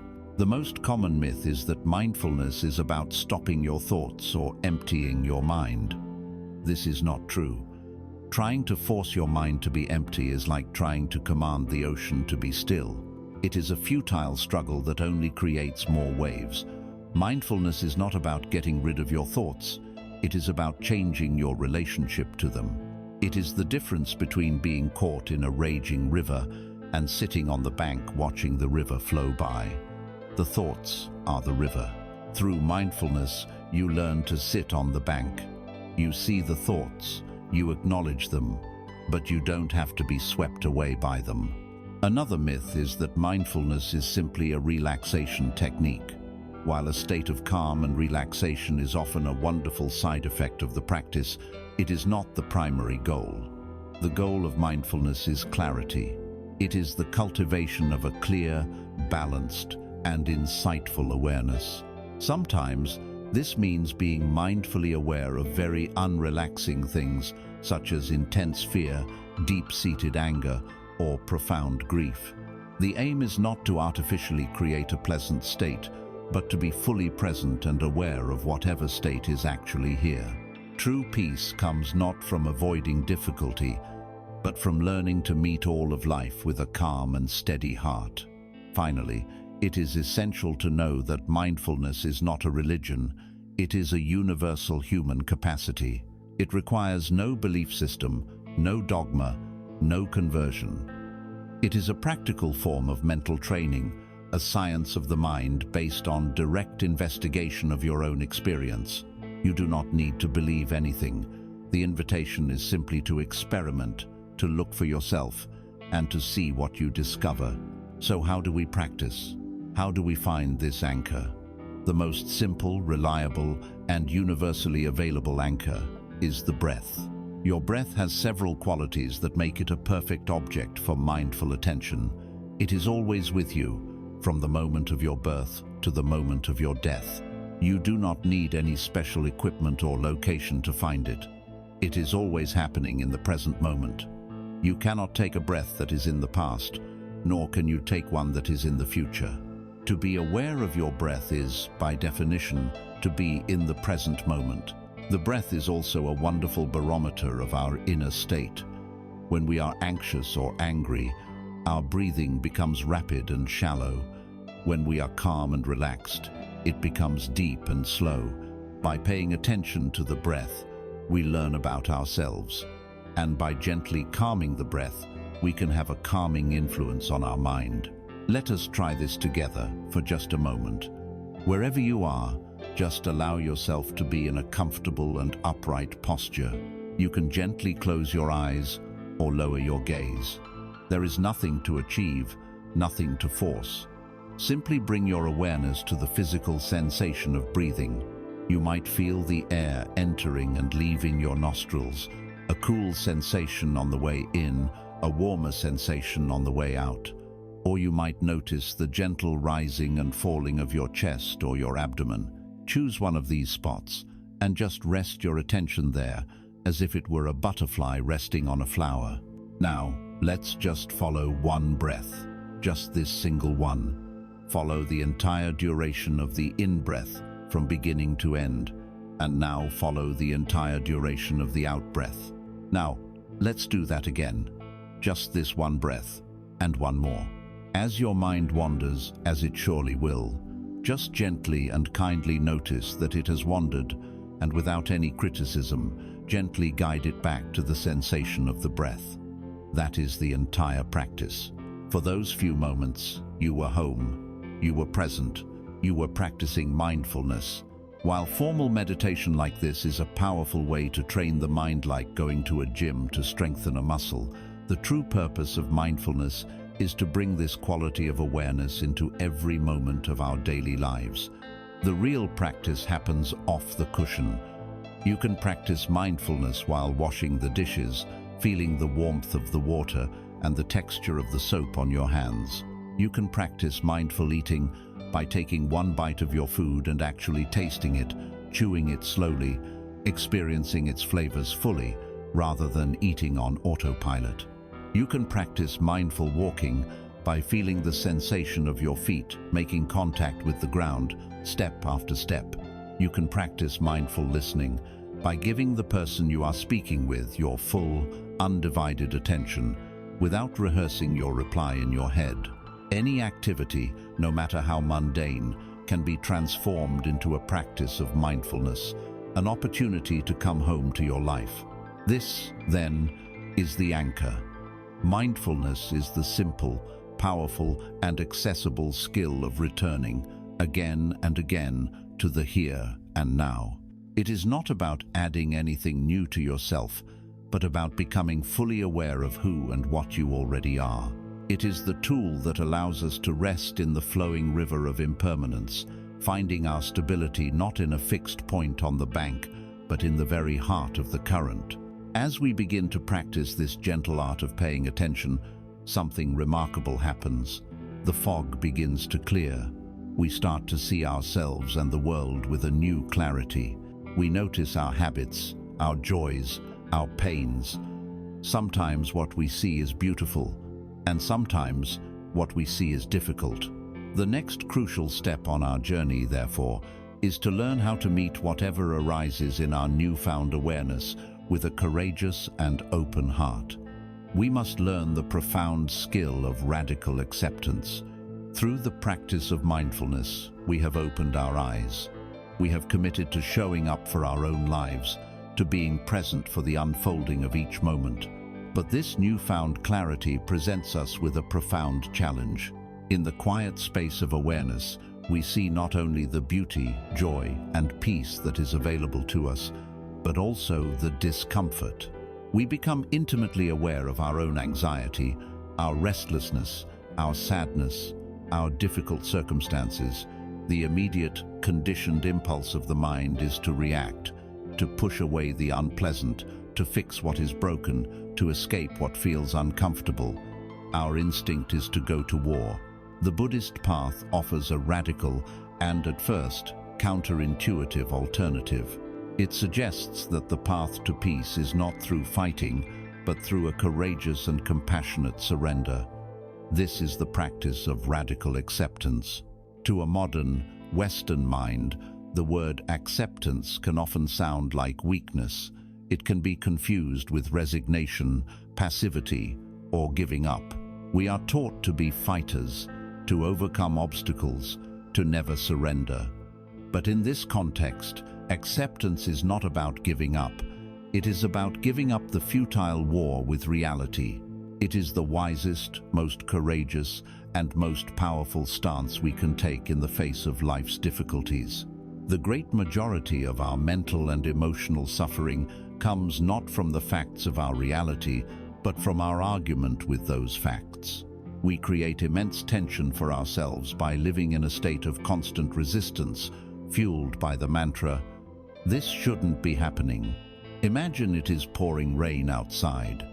You had planned a beautiful outdoor picnic. The reality is the rain. You cannot change it. Now you have a choice. You can spend the entire day in a state of non-acceptance. You can stand at the window shaking your fist at the sky, complaining about your bad luck, feeling bitter and resentful, replaying how perfect the picnic would have been. This inner argument does not stop a single drop of rain from falling. All it does is create a storm inside your own mind, ruining your day completely. This is the state of resistance. Radical acceptance, on the other hand, is the simple, clear-eyed acknowledgement of the truth. It is looking out the window and saying, "It is raining." That is all. It is not saying, "I love that it's raining," or "It's good that my picnic is ruined." It is simply dropping the argument with what is. You are aligning your mind with reality. From this place of acceptance, you are free. The energy you were wasting on fighting and complaining is now available to you. You can now ask a wise and practical question. Given that it is raining, what is the best course of action? Perhaps you decide to have the picnic indoors. Perhaps you use the time to read a book you've been meaning to finish. Perhaps you put on a raincoat and go for a walk in the rain, enjoying it for what it is. Acceptance is not the end of action. It is the necessary precondition for any wise and effective action. You cannot navigate a map if you refuse to accept your current location on it. You cannot heal a wound if you deny its existence. Acceptance is simply seeing the truth of the present moment, so that you can respond to it with intelligence and grace, rather than with blind, emotional reaction. This principle is most transformative when we apply it not to the weather outside, but to the weather inside, our own emotions. We are often at war with our own feelings. When a difficult emotion like anxiety arises, our first instinct is usually one of aversion. We think, "Oh no, not this feeling, I hate this, I have to get rid of it." This resistance, this desire to annihilate the feeling, is what the Buddha called the second arrow. There is a famous Buddhist teaching that illustrates this perfectly.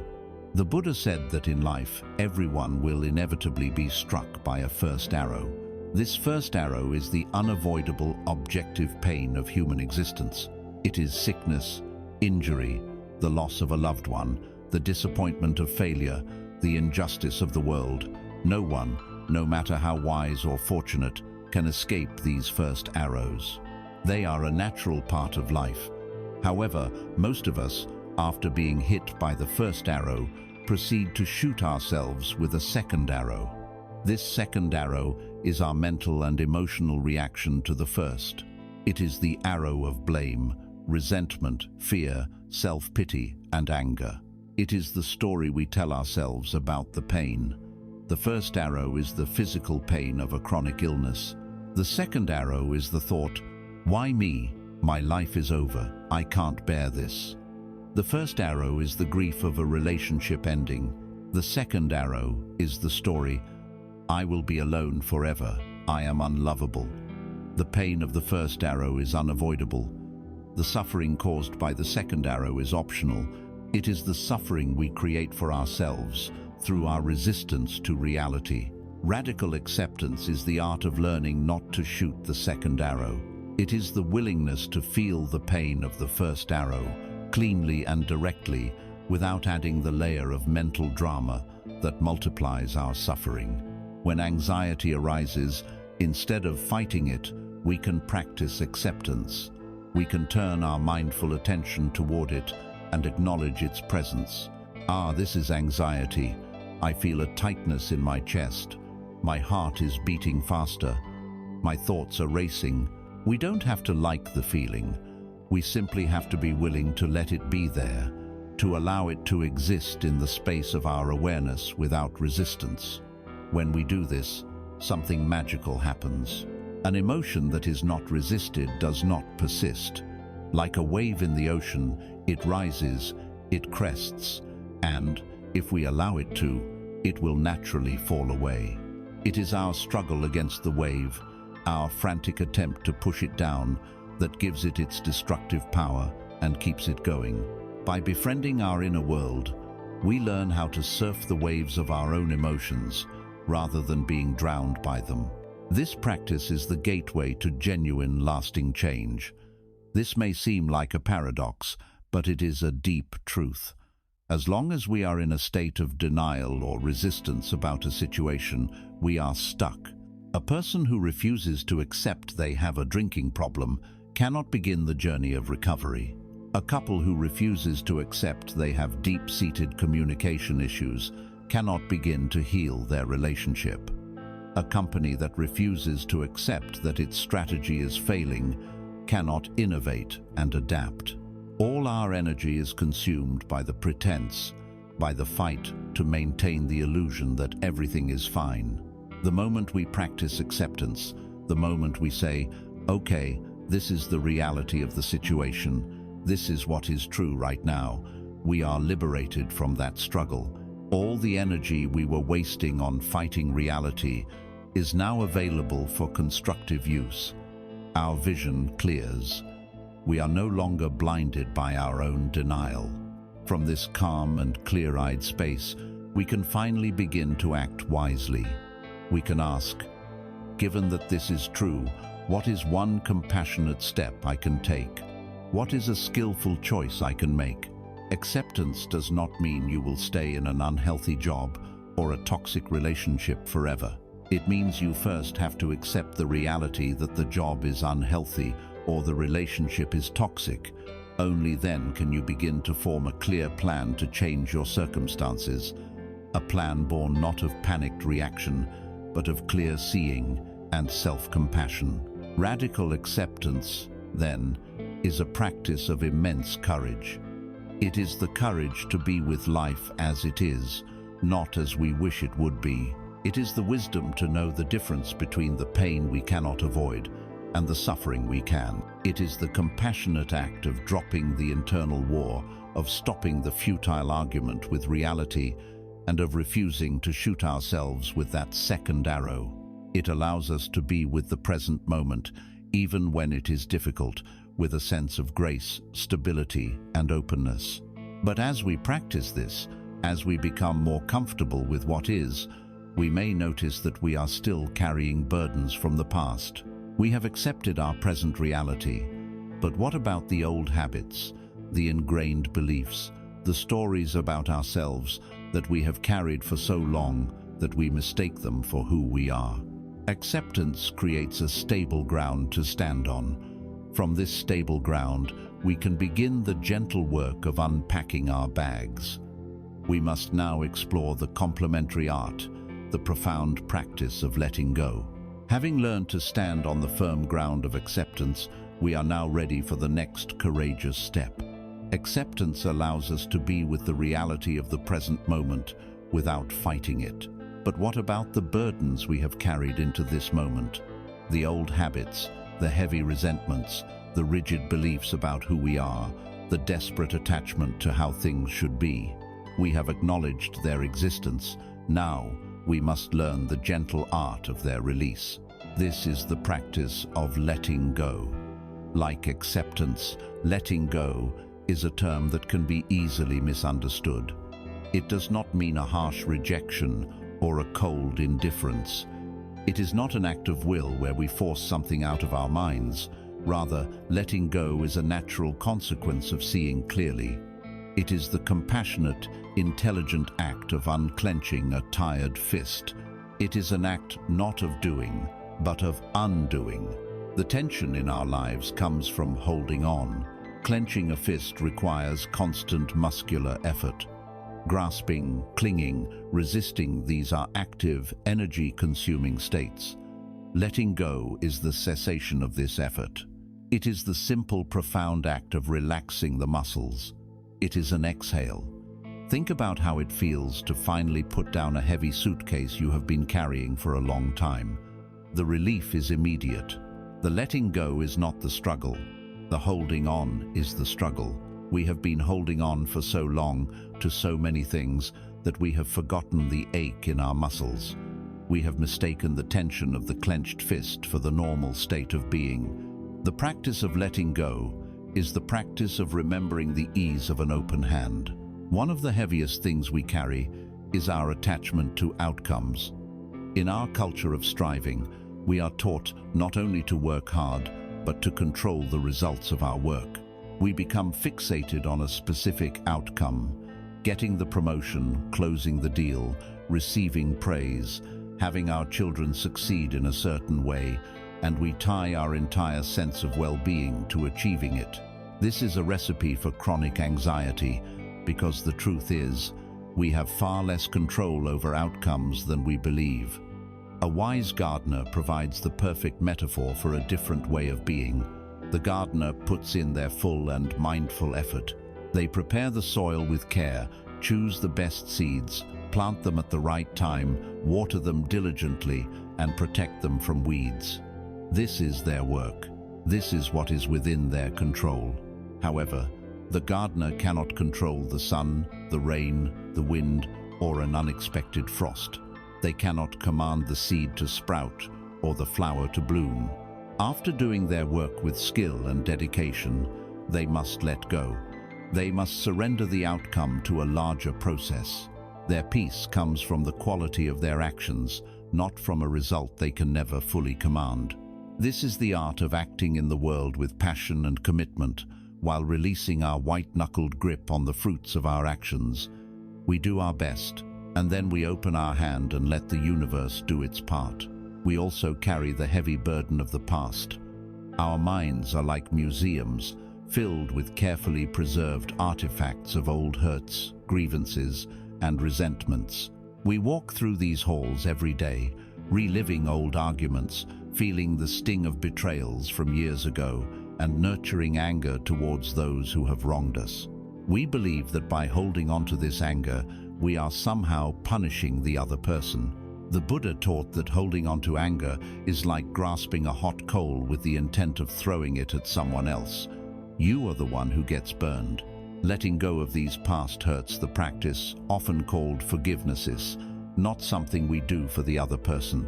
It is not about condoning their behavior or saying that what they did was okay. It is a profoundly compassionate act of self-liberation. It is the decision to finally put down the hot coal, to stop burning our own hand. It is recognizing that the past now only exists as a painful story that we are choosing to replay in the present moment. Letting go is the choice to stop rereading that chapter. It is the choice to free ourselves from a prison whose bars are made of our own memories and to walk out into the fresh air of the present. This is beautifully illustrated by the classic story of the monkey trap. In parts of Asia, a method for trapping monkeys involves hollowing out a coconut or gourd, leaving an opening just large enough for a monkey to slide its open hand inside. The trap is chained to a stake, and a piece of fruit or some rice is placed inside as bait. A monkey, driven by its desire, will come along, slip its hand into the opening, and grasp the food. In making a fist around the bait, its hand becomes too large to withdraw from the narrow opening. The monkey is now trapped. It will pull and shriek and struggle, sometimes for hours, but it will not be free. The fascinating thing is that the monkey is not being physically held by the trap. It is being held by its own clenched fist, by its own craving and refusal to let go. The key to its freedom is simple. Just open the hand, just release the bait. But its attachment is so strong that it cannot perform this simple act, and so it remains a prisoner of its own desire. This story invites us to look at our own lives with honesty. What are the nuts we are clinging to that are keeping us trapped? Is it the need to be right? An old grievance? A story about how life should have been? A fear of the unknown? Often, the key to our freedom is simply to open our hand. The deepest and most transformative practice of letting go is the letting go of the self. As we have seen, we spend our lives constructing and defending a persona, a rigid identity made of I am statements. I am smart. I am anxious. I am successful. I am a good person. This constructed self, this ego, is the heaviest burden of all. Letting it go is the ultimate freedom. This does not mean we cease to exist. It means we let go of the need to be a particular kind of person. We release the exhausting project of managing our own image. It is like taking off a tight, heavy suit of armor that we have worn our entire lives. At first, we feel naked, exposed, and vulnerable, but soon, we discover the incredible lightness and freedom of being able to move without constraint. When we let go of the need to be seen as smart, we are free to say, I don't know, and to learn something new. When we let go of the need to be strong, we are free to be vulnerable and ask for help, allowing for true intimacy. When we let go of the need to be right, we are free to truly listen to another's perspective. This is the path to authenticity, the freedom to be a messy, contradictory, and beautiful human being, rather than a rigid and fragile statue. Letting go, then, is the gentle exhale that naturally follows the inhale of acceptance. It is the wisdom of the open hand, the unburdening of the heart. It is releasing our attachment to outcomes, our imprisonment to the past, and our fixation on a narrow and limiting identity. It is a journey from the clenched fist of fear and control to the open hand of trust and freedom. As we explore this path of acceptance and release, it may seem that we are being guided towards a state of radical detachment, a complete withdrawal from the world and its concerns. On the other hand, the life we have been living, the life of constant striving and clinging, is one of chaotic and painful over-engagement. Surely the answer cannot be to simply choose one of these extremes over the other. The profound wisdom of the Buddhist path lies not in choosing between extremes, but in discovering a skillful, compassionate, and wise path, right down the very center. We must now explore this path of exquisite balance, the way that navigates the complexities of life without falling into the traps of excess. We must investigate the middle way. Our journey inward has shown us the wisdom of acceptance and the freedom of letting go. We have learned to be present with what is, and to gently release our grip on what no longer serves us. Yet, a question may arise. Is this path suggesting a complete withdrawal from life, a cold and distant detachment? Or does the path of striving, of passionate engagement, still hold some value? We seem to be caught between two contradictory instructions: engage fully and let go completely. The Buddha's most foundational teaching, born from his own direct experience, addresses this very dilemma. It is a path that transcends all extremes, a way of exquisite balance and profound wisdom. It is known as the middle way. To understand the middle way, we must first understand the extremes it avoids. The Buddha himself lived both of them to their absolute limits. In the first part of his life, as Prince Siddhartha, he lived the extreme of sensual indulgence. He was surrounded by every imaginable luxury, every pleasure, every form of beauty and entertainment. He was shielded from all evidence of sickness, old age, and death. His every desire was met. Yet, in the midst of this perfect pleasure palace, he felt a deep and unsettling unease, a sense of hollowness. He realized that a life dedicated to chasing pleasure and avoiding pain was a fragile, superficial existence built on a denial of reality. It was a gilded cage, and it could not deliver true, lasting peace. Driven by this realization, he fled the palace and swung to the opposite pole, the extreme of self-mortification. For 6 years, he lived as a wandering ascetic, subjecting his body to the most severe and painful practices imaginable. He fasted until he was nothing but skin and bones. He held his breath until he felt his head would explode. He slept on beds of thorns and exposed himself to the harshest elements. He believed, as many did at the time, that by punishing the body, he could conquer it and liberate the spirit. But this path also failed. It brought him to the brink of death, but it did not bring him any closer to wisdom. It only weakened his body and agitated his mind, leaving him exhausted and full of despair. Sitting under a tree, emaciated and disheartened, he had a profound insight. Neither the path of indulgence nor the path of asceticism had worked. The truth, he realized, must lie somewhere in between. It was not a path of punishing the body, nor of indulging its every whim, but of caring for the body as a precious vehicle for awakening. It was not a path of chasing every desire, nor of suppressing all desire, but of understanding desire and working with it skillfully. This was the birth of the middle way. These two ancient extremes are powerfully alive in our modern world. The extreme of sensual indulgence is the very engine of our consumer culture. It is the life spent chasing the next hit of dopamine, whether through binge-watching a series, endlessly scrolling through social media feeds, pursuing fleeting romantic encounters, comfort eating, or engaging in retail therapy. It is the belief that if we can just arrange our external world perfectly, if we can just get enough pleasure and stimulation, we can insulate ourselves from discomfort. The result of this path is often a feeling of inner emptiness, a low tolerance for life's inevitable difficulties, and the gnawing anxiety of an addictive cycle. The modern extreme of self-mortification may not involve sleeping on thorns, but it is just as punishing. It is the hustle culture that glorifies burnout as a badge of honor. It is the workaholic who sacrifices their health, their sleep, and their relationships at the altar of productivity, believing their self-worth is tied to their output.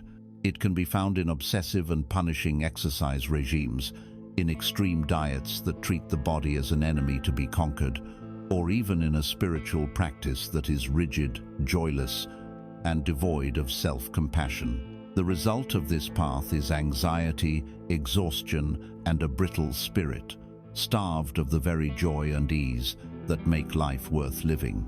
Many of us find ourselves oscillating wildly between these two poles.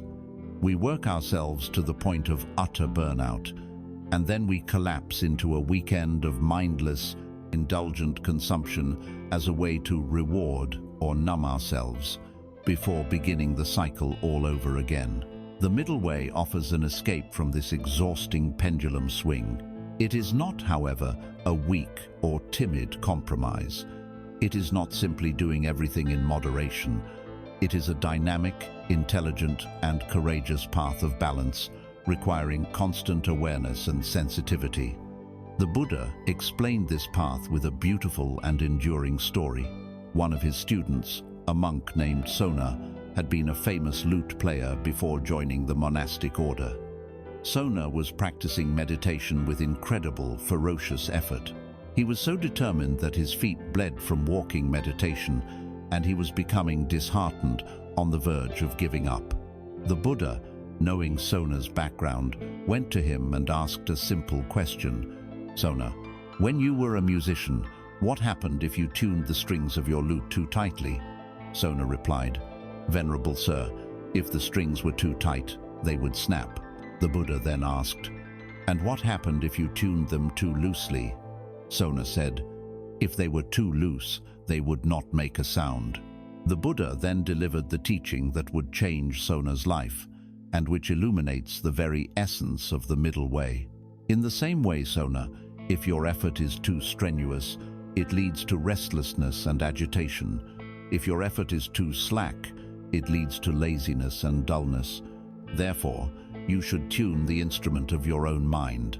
Find the right pitch for your energy, a balance between striving and ease, and you will find the path. Our life is this lute, and our practice is to learn how to tune it. This requires wisdom, not rigid rules. The middle way in practice means finding the balance in all things. It is the balance between effort and ease. The path requires effort, what is known as right effort, but it is a wise, joyful, and sustainable effort, like that of a long-distance runner, not the frantic, desperate sprint of someone running from a fire. It is also the balance between discipline and self-care. It is recognizing that to have a strong mind, we must care for the body. Getting enough sleep, eating nourishing food, and taking time for rest are not acts of lazy indulgence. They are the skillful maintenance of the instrument required for our journey. It is the balance between engagement with the world and letting go. It is the wisdom to know when to act with intention to change a situation, and when to practice acceptance and release our attachment to a specific outcome.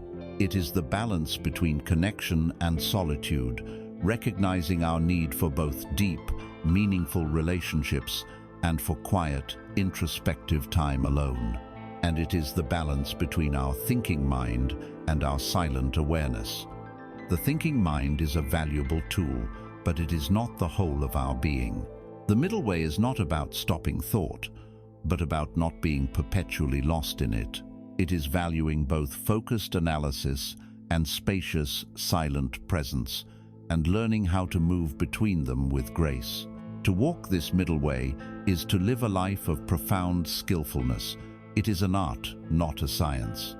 The right tuning for the lute can change from day to day, moment to moment. It requires that we listen deeply and sensitively to ourselves and to the world around us. And to develop this sensitivity, to hear the subtle pitch of our own strings, we must first learn to quiet the noise of our own automatic judgments. So much of our stress, the force that tightens the strings to the breaking point or loosens them into apathy, comes from our instant habit of labeling everything we experience: good, bad, right, wrong, for me, against me. To find the balance, we must learn to see the world with fresh eyes, to experience life directly before we impose our heavy-handed opinions upon it. We must now explore the subtle power of observing reality without labels. We have explored the middle way, that skillful path of balance that navigates between the extremes of indulgence and asceticism, of grasping and aversion. To walk this path, to keep the instrument of our mind perfectly tuned, requires a profound sensitivity, an ability to listen to the subtle cues of our inner and outer world. But there is a habit of the mind so powerful and so automatic that it constantly disrupts this balance, a habit that instantly tightens the strings of our being to the breaking point or loosens them into apathy. This is the habit of labeling. To find true equilibrium, we must learn to witness reality before our mind plasters it with judgments. We must discover the power of pure observation. From the moment we wake, our mind begins its incessant work as a labeling machine. It is a running commentary on the river of our experience. We don't just see the sky, we see a gloomy sky or a beautiful sky. We don't just feel a sensation in our body, we feel annoying pain or blissful relaxation. We don't just hear another person's opinion, we hear words that are right or wrong, intelligent or stupid. We are constantly sorting reality into two simple boxes: good, like, want, on one side, and bad, dislike, don't want, on the other. We believe we are objectively describing the world, but we are actually projecting our own preferences and conditioning onto it. This automatic labeling process is the very mechanism that throws us off the middle way and into the extremes. The moment we label an experience as good, the thirst of tanha is activated. A process of clinging and attachment begins. We think, this is perfect, I want more of this. How can I make this last? Suddenly, a pleasant moment is tinged with the anxiety of its potential loss. Conversely, the moment we label an experience as bad, we trigger aversion. Resistance is born. We think, this is awful, I hate this, I have to get it away from me. We tense our bodies and our minds to fight against the experience, creating a layer of self-inflicted suffering on top of the initial discomfort. In either case, we have lost our balance. We are no longer in a relationship with reality as it is, but with our own judgment about it. We have been hooked, and we are now being pulled into the reactive states of grasping or pushing away. The antidote to this is a practice of profound simplicity, sometimes called bare attention. It is the practice of consciously stripping away our judgmental labels and returning to the raw data of experience. It is a shift from interpretation to direct observation. Let's take the common experience of anxiety. The usual labeled experience sounds like this: oh no, I'm feeling anxious again. This is terrible. I can't handle this. It's going to ruin my day. This is a story, a judgment, and it pours fuel on the fire, creating panic about the initial feeling. The practice of bare attention invites a different approach. We turn our awareness inward and simply note the raw, physical and mental data without the dramatic storyline. It might sound like this: there is a sensation of tightness in the chest. Noted. Breathing is shallow and rapid. Noted. Thoughts about a future event are appearing in the mind. Noted. The word anxiety itself is appearing as a label. Noted. How can you feel the difference? In the first case, you are the terrified victim of a terrible monster called anxiety. In the second, you are the calm scientist, observing a series of impersonal, changing phenomena. You are depersonalizing the experience, taking away its power. You are seeing that anxiety is not a solid, monstrous thing, but a collection of fleeting sensations and thoughts. This same practice can be applied to anything. When someone criticizes you, instead of getting lost in the story of, they are a jerk, they are attacking me, you can practice bare attention, noting the sound of a raised voice, noting a sensation of heat in my face, noting a clenching in my stomach, noting the arising of a defensive thought. By refusing to immediately apply the label of bad or unfair, you create a space. This space is the key. There is a saying often attributed to the psychiatrist and Holocaust survivor Viktor Frankl: between stimulus and response, there is a space. In that space is our power to choose our response. In our response lies our growth and our freedom.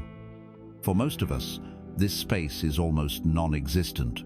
The stimulusa traffic jam, a critical comment, a physical pain is followed instantaneously by the label bad, and then the automatic, conditioned reaction, anger, defensiveness, despair. The practice of seeing without labels is the practice of inserting a wedge into that process, of consciously widening that sacred space between stimulus and response. It is in this space that wisdom is born. It is in this space that we can access the balance of the middle way and choose to respond to life with grace and skill, rather than simply reacting out of blind habit.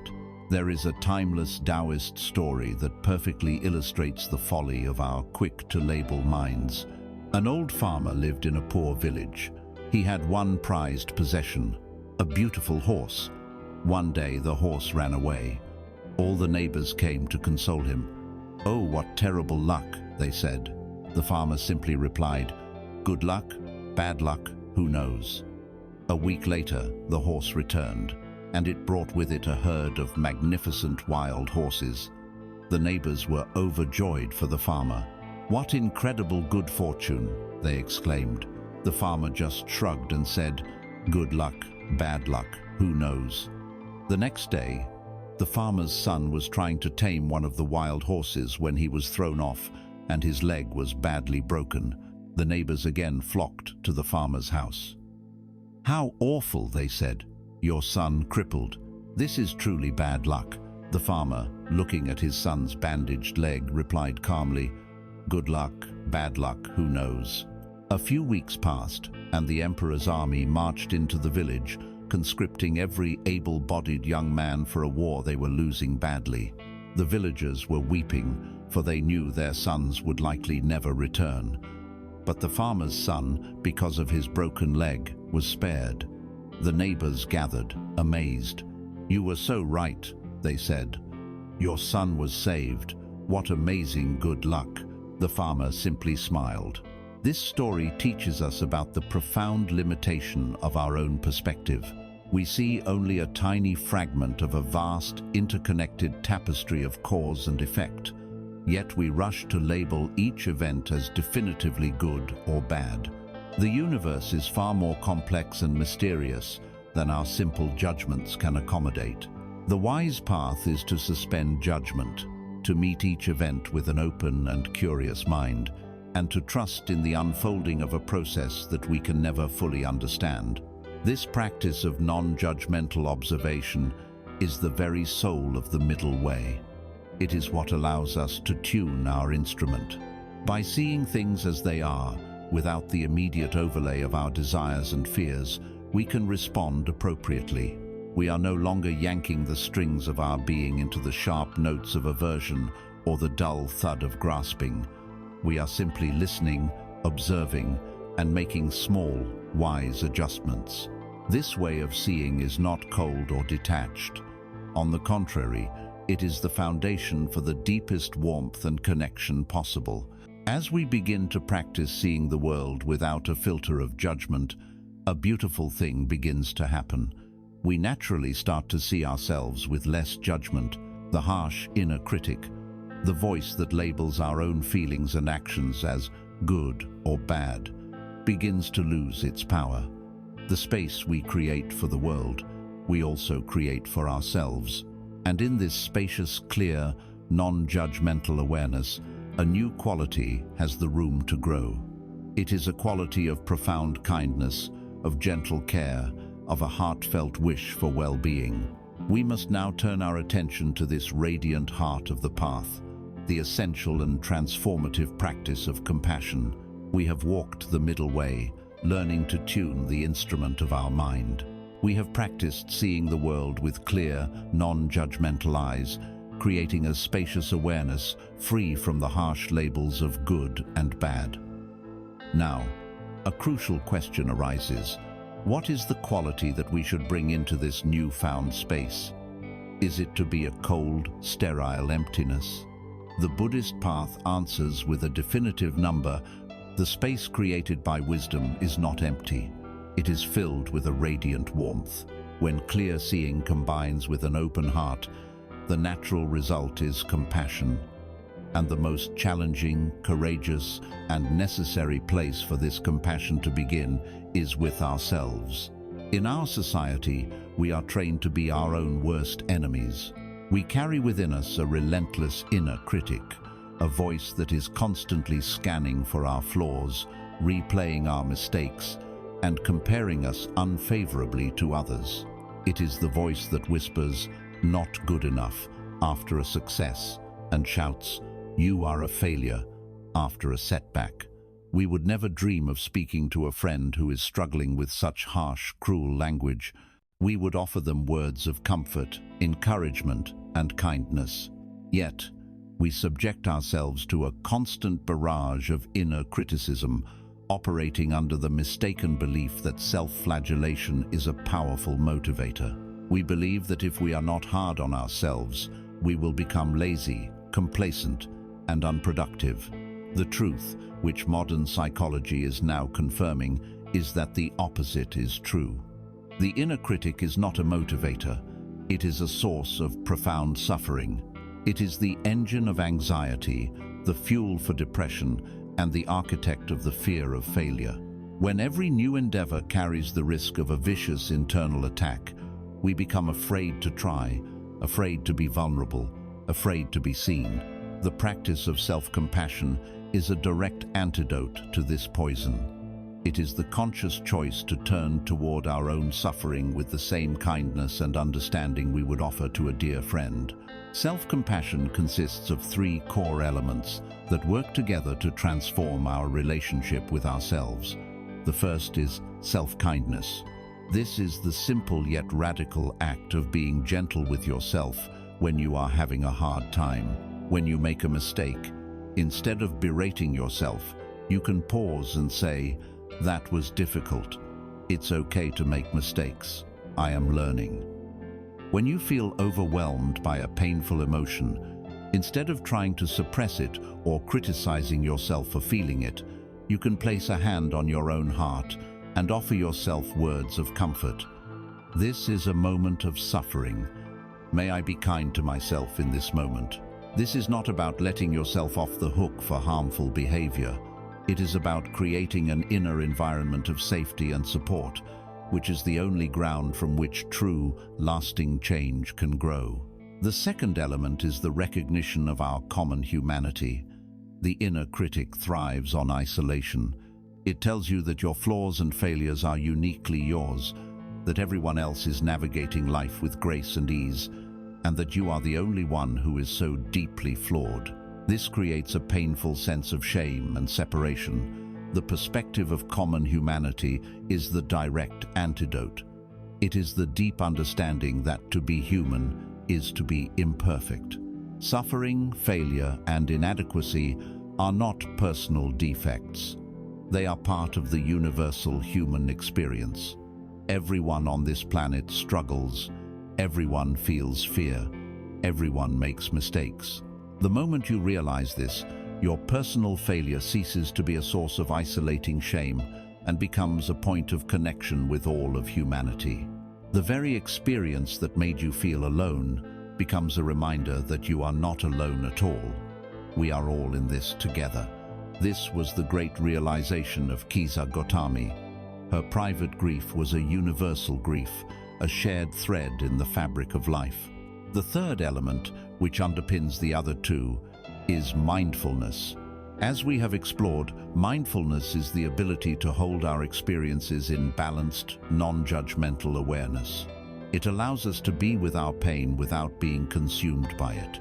Without mindfulness, we might get so lost in our suffering that we are completely overwhelmed, over-identification, or we might suppress and deny it completely, disassociation. Mindfulness allows us to find the middle way. We can acknowledge our pain clearly and honestly. Yes, this is very painful right now, without the story becoming our entire reality. We can observe our sadness without becoming sadness itself. This clear seeing creates the space necessary for self-kindness to arise and for us to remember our common humanity. It is also important to distinguish self-compassion from self-esteem. Our culture places a huge emphasis on self-esteem, but it is a fickle and unreliable source of well-being. Self-esteem is based on evaluation and comparison. It requires us to feel special and above average. It is contingent upon success. We feel good about ourselves when we win, when we are praised, when we achieve. But what happens when we fail?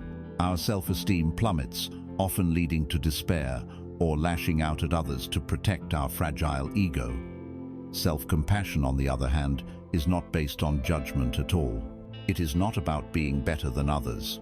It is a constant and unconditional source of support. It is available to us precisely when we fail and our self-esteem has deserted us. It asks not, "How can I prove that I am good?"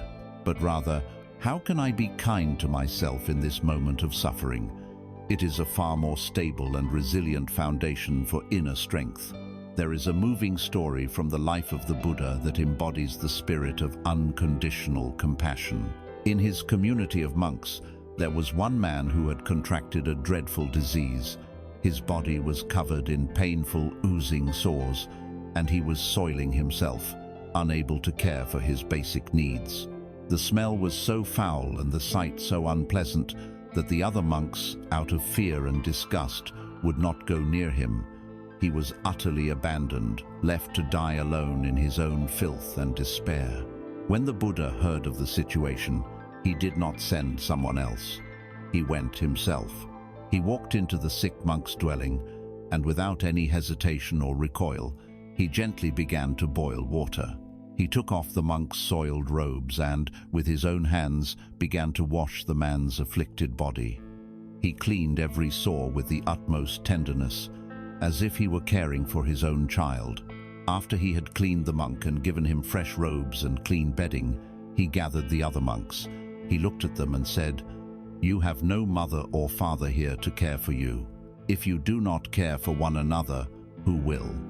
Whoever would tend to me should tend to the sick." This story is a powerful teaching on compassion for others, but its deepest lesson is for ourselves.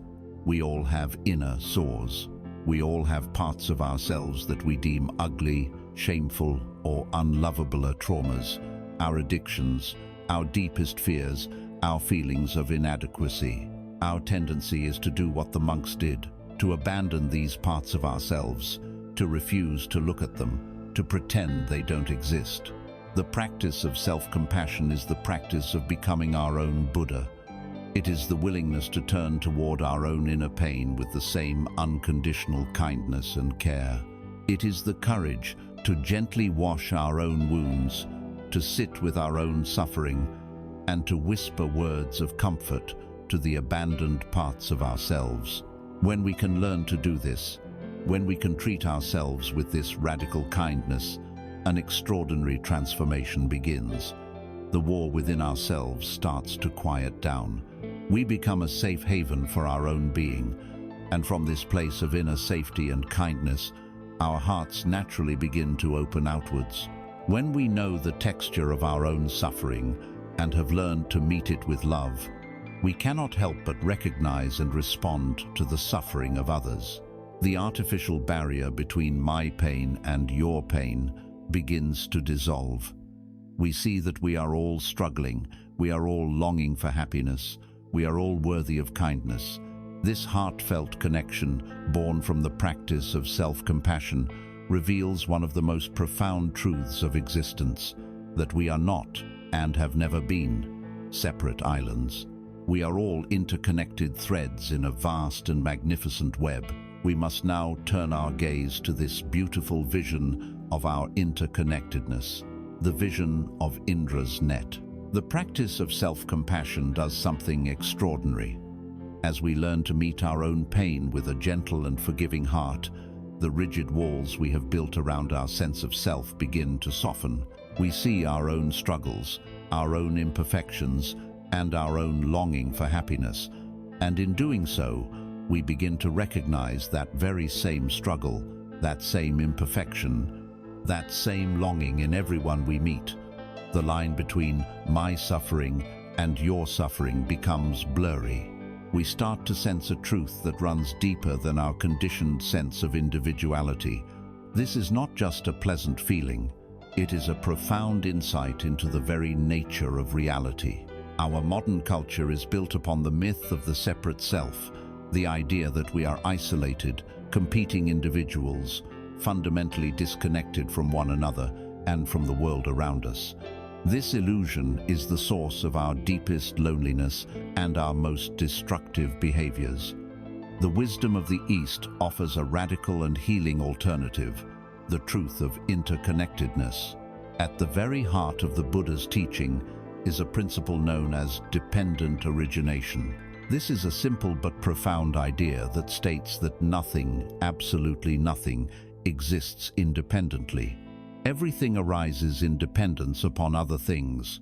Nothing has a separate, isolated essence. Think of a single flower. Where is it? We see its petals, its stem, its color. But if we look deeply, we see that the flower cannot exist by itself. It contains the sun, whose light was necessary for its growth. It contains the cloud, which provided the rain to water it. It contains the earth, which offered the nutrients for its roots. It contains the bees that pollinated it, the gardener who tended it, and the entire history of the cosmos that led to the creation of this planet. If we were to remove the sun, or the rain, or the earth, the flower would cease to be. It is not a separate thing, but a temporary, beautiful manifestation of the entire universe. It does not just exist, it interexists with everything else. Now, turn this same deep looking upon yourself. Who are you? You cannot exist without your parents, and their parents, and all the ancestors that came before them. You cannot exist without the food you eat, which is a gift of the earth, the sun, and the rain. You cannot exist without the air you are breathing in this very moment, a gift of the trees and the oceans, the language you think in, the ideas you hold. The culture that has shaped young one of these are originally yours. Like the flower, you are a focal point, a place where the entire universe converges and expresses itself for a little while. The idea of a separate, independent me who is the sole author of its life is a powerful illusion. We inter-are with all of life. In the vast and poetic scriptures of Mahayana Buddhism, this reality is captured in a breathtaking image known as Indra's net. Imagine a magnificent, infinite web that stretches out in all directions through all of space and time. At every single point where the threads of the web cross, there hangs a single, shimmering, multifaceted jewel. The net is boundless, and so the number of jewels is infinite. Now, here is the miraculous quality of the net. If you were to look closely into the polished surface of any one jewel, you would see reflected within it every other single jewel in the entire net. And not only that, but each reflection in that jewel also contains the reflection of all the other jewels, and so on, creating a dazzling, endless cascade of inter-reflection. Each jewel in this net represents one thing in the universe. One jewel is you, another is the person sitting next to you, another is a tree outside your window, another is a speck of dust in a distant galaxy, another is a thought, a feeling, a memory. Each jewel is distinct and has its own unique place, yet each one is intimately and completely connected to every other. Each jewel's existence is dependent on the reflections from all the others. If you were to touch one jewel, you would cause every other jewel in the net to tremble. What this beautiful metaphor tells us is that we are all inextricably linked. We are not separate drops of water, but individual waves in a single vast ocean of being. To truly take this vision into our hearts is to change everything. It is the ultimate antidote to loneliness. How can we feel truly isolated when we understand that we are fundamentally connected to everything that exists? The feeling of separation is a phantom, a trick of the mind that has forgotten its own nature. In reality, we are held in a web of profound intimacy with all of life.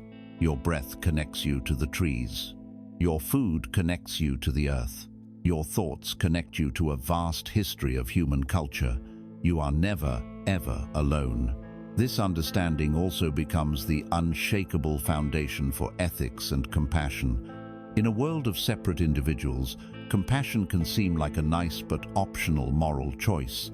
In the world of Indra's net, compassion is simply the most logical and intelligent way to live. If every jewel reflects every other, then to harm another is quite literally to harm oneself.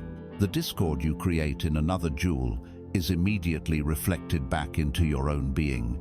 The kindness you offer to another, the help you extend, polishes their jewel, and that brilliant reflection immediately shines back upon you from all directions. It is no longer a matter of I helping you, it is the whole helping itself. Our actions are no longer small, isolated events. They are ripples that spread out across the entire, infinite net. This imbues our every choice, every word, every thought, every action with a sacred significance. This vision radically transforms our relationship with the planet itself. The illusion of separation has allowed us to treat the Earth as a collection of resources to be exploited for our own benefit. We have seen the forest, the ocean, the air, and the animals as separate from us, as things to be used. Indra's net shows us the folly of this view. The jewel that is humanity cannot be bright and shining if the jewel that is the ocean is choked with plastic, or if the jewel that is the Amazon rainforest is burning. Their degradation is our degradation. Their sickness is reflected as a sickness in us. To care for the planet is not an act of charity, it is an act of profound self-care. It is polishing the very net that gives us our existence. Finally, this perspective transforms our own personal journey of healing and awakening. It can sometimes feel like a solitary, even selfish endeavor to spend time meditating, to work on our own minds, while the world is full of problems. But Indra's net shows us that this could not be further from the truth. When you commit to polishing your own jewel, when you work to bring more awareness, clarity, kindness, and peace into your own life, you are performing a service for the entire universe. Your light, your clarity, your peace is immediately reflected in every other jewel. A calmer, more compassionate person brings that energy into their family, their workplace, and their community. The healing of one part of the net contributes to the healing of the whole. Your personal transformation is a gift to all beings. The feeling of being a small, separate, struggling self is the root of our fear. The vision of Indra's net is the antidote. It invites us to relax out of that contracted sense of self and into a vast, interconnected reality. We are not isolated fragments, but essential and beautiful expressions of the whole, each one of us reflecting and being reflected by all of life. This profound shift in perspective, from seeing ourselves as isolated competitors to recognizing ourselves as interconnected participants, naturally changes our relationship to every activity in our lives. It must change how we think about our work, our ambition, and our definitions of success. We must now bring this expansive, compassionate vision into the very practical and often stressful world of our daily work. Having expanded our vision to embrace the profound truth of Indra's net, we see that we are not isolated individuals, but interconnected expressions of a single whole. This understanding changes everything. But how do we live this truth in a world that is structured around competition, personal achievement, and the 9-to-5 grind? For most of us, our work is the primary arena where the endless race is run, the main source of our striving, our anxiety, and our identity. It can seem like a place that is fundamentally at odds with a spiritual path. Yet, the wisdom of mindfulness teaches us that any part of our life, when met with awareness and intention, can become a field for awakening. Our work, which is so often the cause of our dukkha, can be transformed into a profound practice of presence, balance, and connection. The first and most fundamental shift is in our intention. Conventionally, we see work as a means to an end.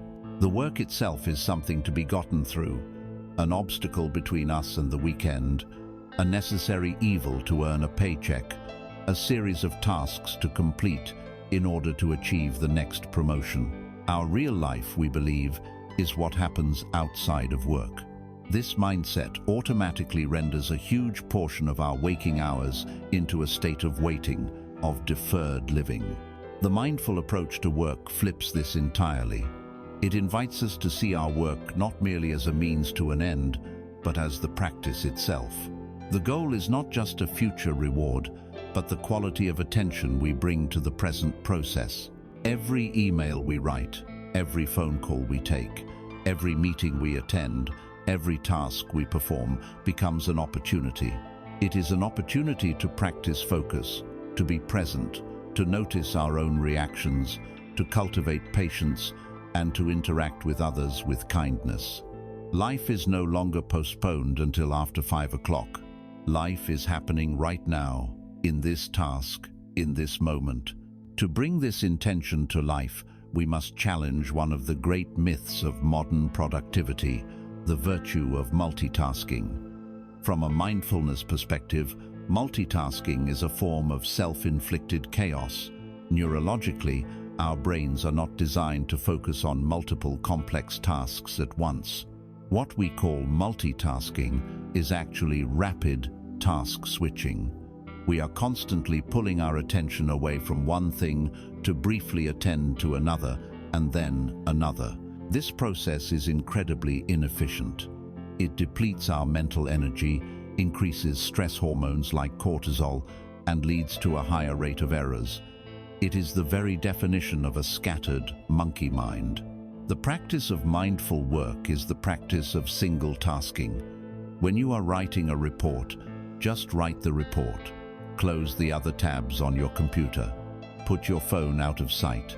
Give that single task the gift of your full, undivided attention.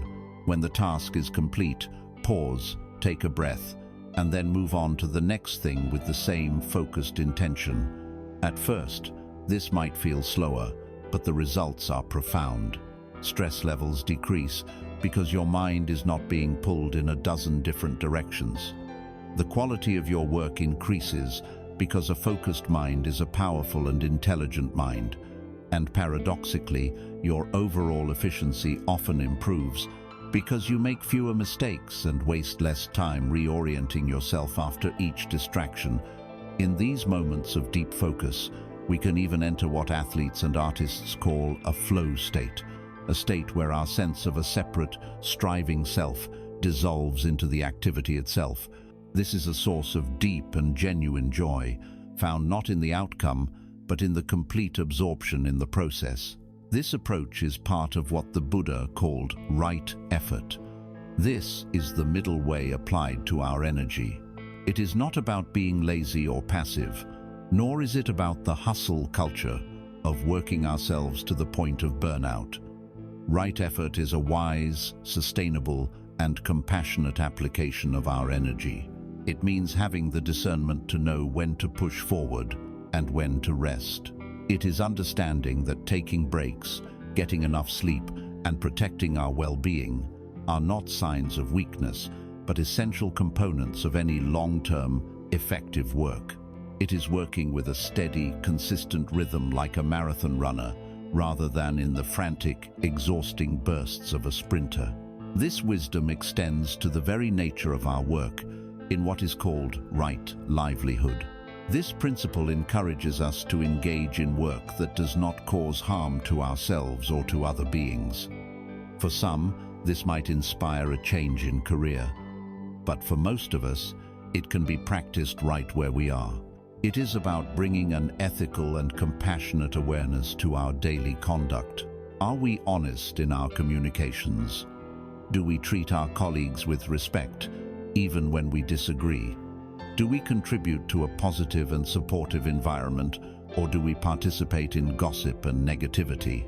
By bringing this quality of integrity to our work, we align our professional lives with our deepest values, transforming our job into a practice of compassion in action. There is a beautiful story from the Taoist tradition that speaks to the heart of this way of working. A ruler once commissioned a master craftsman named King to carve a stand for a great bell. When the stand was complete, it was so exquisitely beautiful that all who saw it believed it must have been fashioned by spirits. The ruler summoned King and asked him, "What is your secret? What magic did you use to create such a masterpiece?" King replied that there was no magic. There was only preparation. He said, "When I am to carve a bell stand, I first dare not waste any of my own energy. I fast in order to quiet my mind. After fasting for 3 days, I no longer have any thought of congratulations or reward, of rank or salary. After 5 days, I no longer have any thought of praise or criticism, of skill or clumsiness. After 7 days, I am so still that I have forgotten I have a body with 4 limbs. At that point, there is no thought of the court or the ruler. My skill is concentrated, and all outside distractions have vanished. Only then do I enter the forest." He continued, "I look at the trees, at their heavenly nature. When I see the perfect form of the bell stand in a particular tree, when its nature matches my own, I then begin to work. I apply my own nature to the nature of the wood. If I had not found such a tree, I would have given up. This is the only secret. This is the essence of mindful work. It is not about forcing an outcome through a striving, ambitious ego. It is about quieting the inner voices of praise and blame, of desire and fear, so that we can bring a clear and concentrated presence to the task at hand. It is about finding a harmonious relationship with our work, where our actions flow from a place of stillness and clarity. In this way, our work ceases to be a burden we must carry. It becomes a dance, a form of creative expression, a way of contributing our unique gifts to the interconnected web of life. Our definition of success begins to shift. It is no longer measured solely by our title or our bank account, but by the depth of peace, presence, and purpose we can bring to our daily tasks. The work itself may not change, but our relationship to it is revolutionized. When we begin to relate to our work in this mindful and compassionate way, a natural and beautiful consequence unfolds. We become less stressed, less driven by ego, and more present. This calm and centered energy inevitably spills over into our interactions with the people around us, our colleagues, our clients, our families. The same principles of paying attention, of seeking to understand rather than to judge, that transform our relationship with our tasks, can also revolutionize our relationships with other human beings. We must now turn our attention to this most vital area of our lives and explore how the practice of mindfulness can help us to truly see and hear the people who share this journey with us. The mindful and interconnected perspective that transforms our relationship with work inevitably begins to permeate all areas of our lives. Its most significant and beautiful impact is felt in the realm of our relationships. For most of us, our connections with others who are partners, our children, our friends, our family, are the source of our greatest joy and, at times, our deepest suffering. They are the ground where our buttons are pushed, our past wounds are triggered, and our longing for love and acceptance is most acute. The same principles of presence, non-judgment, and compassion that we have cultivated for our inner world and our work can become the very tools that heal and deepen our connections with the people we care about most. They can transform our relationships from a battleground of egos into a sacred field of practice. The single greatest poison in modern relationships is absence. We can be sitting across the dinner table from our partner, yet be 1,000 miles away, lost in our phones, replaying a conflict from work, or worrying about tomorrow's to-do list. We can be on the floor playing with our child, but our mind is absent, our engagement is hollow, our presence is a ghost. In a conversation, how often are we truly listening? Or are we simply waiting for the other person to finish so we can jump in with our own story, our own opinion, our own solution? We offer the people we love an empty chair. We give them our physical proximity, but we withhold our most precious gift, our full, undivided presence. This subtle but constant state of absence is a form of abandonment. It communicates to the other person on a deep, unspoken level that they are not truly seen, not truly heard, and not truly important. It is the slow erosion of intimacy, the silent cause of the profound loneliness that can exist even in the most crowded of homes. The antidote to this poison is the practice of deep listening. This is not the passive act of hearing sounds, but the active, compassionate offering of our full attention. To give someone the gift of deep listening is one of the most profound acts of love. It begins by creating a sacred space. This means putting away the distractions. The phone is turned over and placed out of reach. The television is turned off. We turn our body toward the other person, making gentle eye contact, signaling with our entire being that we are here for them right now. The next step is to let go of our own agenda. This is the hardest part. We must release the urge to fix their problem. We must let go of the need to immediately offer advice. We must resist the temptation to interrupt with our own similar story, which subtly turns the conversation back to ourselves. We must suspend the need to agree or disagree. Our sole purpose in this moment is to become a safe and open space for the other person's experience to unfold. We are not listening to reply, we are listening to understand. We listen not only to the words, but to the feeling beneath the words. What is the emotion being conveyed? Is it fear, hurt, joy, confusion? We listen with our hearts, not just our ears. We allow for silence, recognizing that sometimes it is in the pauses that the most important truths emerge. When we do speak, it is not to offer a solution, but to reflect and clarify. Simple phrases like, "So, it sounds like you're feeling really overwhelmed," or "Am I understanding correctly that you felt hurt when that happened?" can be incredibly powerful. They signal to the other person, "I am with you. I am trying to see the world through your eyes." This kind of listening creates a sanctuary of safety, a space where vulnerability is met, not with judgment, but with compassionate presence. In this space, true connection is born. Just as important as how we listen is how we speak. The Buddhist path offers a simple yet profound guide for this, known as right speech, or what we might call loving speech. It is about communicating with the conscious intention to create understanding and connection rather than conflict and harm. Before we speak, we can pass our words through a series of gentle gates. The first gate is it true? This encourages a commitment to honesty and an avoidance of exaggeration or deception, which are the foundations of trust. The second gate is it kind? This invites us to consider the impact of our words. Are they harsh, blaming, or sarcastic? Or are they gentle and constructive? This doesn't mean we can never speak a difficult truth, but it means we do so with care and a genuine desire not to cause needless pain. The third, and perhaps most powerful gate, is it helpful or necessary? How many arguments, how much pain could be avoided if we simply asked ourselves this question before speaking? Is this comment I'm about to make going to help the situation? Is it truly necessary for me to voice this opinion right now? This simple pause can filter out a huge amount of reactive, ego-driven, and unskillful communication. And finally, we can ask, is the timing right? A statement that is true, kind, and helpful can still cause harm if it is spoken at the wrong moment, when the other person is angry, defensive, or emotionally overwhelmed. Loving speech is the art of speaking with profound sensitivity and skill. There is a simple story that illustrates the power of presence over words.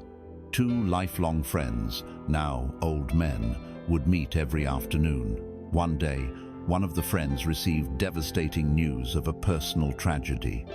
The next day, his friend came to his house as usual. He did not offer easy platitudes like, "Time heals all wounds," or "This will make you stronger." He did not try to distract his friend from his grief. He simply walked in, put a hand on his friend's shoulder, and then sat down beside him on the sofa.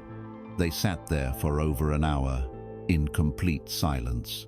When it was time for the friend to leave, he stood up, squeezed his friend's shoulder one more time, and left. Later, the grieving man told his family that his friend's visit had been the most comforting and healing part of his entire day. In that shared, silent, non-judgmental presence, he felt completely understood and supported. He was not alone in his pain. Sometimes, the most loving thing we can say is nothing at all. Finally, our practice of seeing impermanence profoundly enriches our relationships.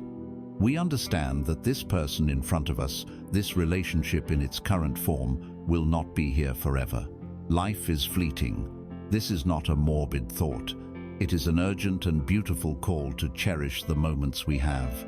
When we remember that our time together is precious and finite, the small annoyances, the petty disagreements, the habit of taking each other for granted, all begin to seem less important. Why waste a precious, unrepeatable moment on a trivial argument? The awareness of impermanence motivates us to love more fully, to forgive more easily, and to appreciate the simple, profound gift of another person's presence in our life today. Our relationships, then, become our practice in action. They are the garden where we can cultivate our compassion, our patience, and our wisdom. They are not built on grand gestures or perfect compatibility, but on the accumulated quality of thousands of small present moments. A moment of deep listening, a word spoken with kindness, a shared, silent understanding, a conscious choice to forgive. As we learn to find this deep sense of richness and fulfillment in the quality of our presence in our work and in our human connections, the thirsty, restless search for happiness in the external world of things naturally begins to lose its power. We must now turn the clear lens of our practice onto this powerful force in modern life and reevaluate our relationship with materialism. As we learn to find true richness in the quality of our presence in our work and in our relationships, the world of external objects naturally begins to lose some of its hypnotic power. For so much of our lives, we have been conditioned by a culture that delivers one relentless message: happiness is something that can be bought. Fulfillment, we are told, lies in the next acquisition, the next upgrade, the next purchase. We are taught to be hungry consumers, and this hunger keeps us on the endless treadmill of striving. But as we cultivate an inner life, we can begin to look at this cultural promise with clear and compassionate eyes, and to reevaluate our relationship with the material world. The fundamental promise of materialism is that an external object can deliver a desirable internal state. We are not just buying a luxury car, we are buying the feeling of admiration, power, and freedom. We are not just buying a new phone, we are buying the feeling of being connected, modern, and efficient. We are not just buying fashionable clothes, we are buying the feeling of confidence and belonging. We are chasing feelings, but we are using objects as the bait. This is the consumerist expression of tanha, the thirst, in its most visible form. But this promise is a trap, because it comes with a hidden cost, a whole new layer of dukkha. First, there is the stress of acquisition. We must work long, often stressful, hours to earn the money to afford these things. We may go into debt, adding a constant, low-grade hum of financial anxiety to our lives. Then, once we have the object, there is the stress of possession. We worry about the new car getting scratched, the new phone being stolen, the new house needing repairs. Our possessions, which were meant to bring us freedom, often end up possessing us, demanding our time, energy, and worry. Finally, there is the stress of loss. Because all things are impermanent, the object will inevitably break, become obsolete, go out of fashion, or be lost. When our happiness is tied to something so fragile, our happiness itself becomes fragile. And even if none of these things happen, the simple psychological mechanism of the hedonic treadmill ensures that the initial thrill of any new purchase fades. The new car just becomes the car. The pleasure wears off, and the underlying feeling of lack returns, now seeking the next object to fix it. It is a game we can never win. The wisdom of the Buddhist path does not advocate for a life of forced poverty or a rejection of all worldly comforts. The middle way applies here as it does everywhere else. There is nothing wrong with enjoying beauty or appreciating well-crafted things. The problem is not in the having, it is in the clinging. It is the deep, often unconscious belief that these things are the source of our happiness or a measure of our self-worth. The path offers a radical redefinition of wealth. True wealth is not the accumulation of possessions. True wealth is contentment. Contentment, in this sense, is not a passive resignation. It is the powerful and liberating realization that you already have enough. It is the shift from a mindset of lack, I will be happy, when I get X, to a mindset of abundance, I have all that I need to be happy right now. A person with millions of dollars who is consumed by the desire for more is living in a state of poverty. A person with very little, but who genuinely wants for nothing more than what they have, is living in a state of profound wealth. Wealth ceases to be an external number in a bank account and becomes an internal state of being. It is the peace that comes from the cessation of thirst. There is a story of a great king who had conquered many lands. He had palaces filled with treasures, storehouses overflowing with grain, and armies that were the envy of the world. Yet, he was a miserable man, full of anxiety and a restless desire for more. He heard tales of a wandering ascetic who lived in a nearby forest, a man who owned nothing but the robe on his back and a simple wooden bowl for begging, but who was said to radiate a deep and unshakable joy. Filled with curiosity, the king went to find him. He found the ascetic sitting peacefully under a tree. "O holy man," said the king, "I am the ruler of this entire land. I have everything a person could possibly desire, yet I am unhappy. You have nothing, and yet you seem to be the happiest man I have ever seen. What is your secret?" The ascetic smiled, and without a word, he picked up his empty wooden bowl and held it out to the king. The king was confused. "What does this mean?" he asked. The ascetic replied, "Your Majesty, your mind is like your kingdom. You are trying to fill the entire vast expanse with things, hoping that one day it will be full enough to bring you peace. But a kingdom has no end. My mind is like this bowl. I have learned to only desire what can fit inside it, and so it is always full." This is the practice of simplicity. It is not about deprivation, but about consciously choosing where we find our nourishment. It is about understanding that while the kingdom of material desires is infinite and can never be filled, the bowl of our present moment experience is always full if we only pay attention to it. This practice might begin with a conscious re-evaluation of our consumption. Before making a purchase, we can pause and ask ourselves with kindness, is this a genuine need, or is it a fleeting want fueled by boredom, insecurity, or social pressure? Will this object truly add lasting value to my life, or will it just become more clutter? What is the true cost of this item, not just in money, but in the life energy I had to expend to earn it, and the mental energy I will have to expend to maintain it? As we begin to disinvest our search for happiness from the volatile market of material things, we are free to discover the incredible richness of what is already available to us, the treasures that cost nothing and can never be taken away. We can discover the profound joy of the natural world, the feeling of warm sun on our skin, the intricate pattern of a leaf, the sound of birds at dawn. We can find the deep fulfillment of human connection, a conversation where we are truly present with another person, the shared laughter with a friend, the simple comfort of holding a loved one's hand.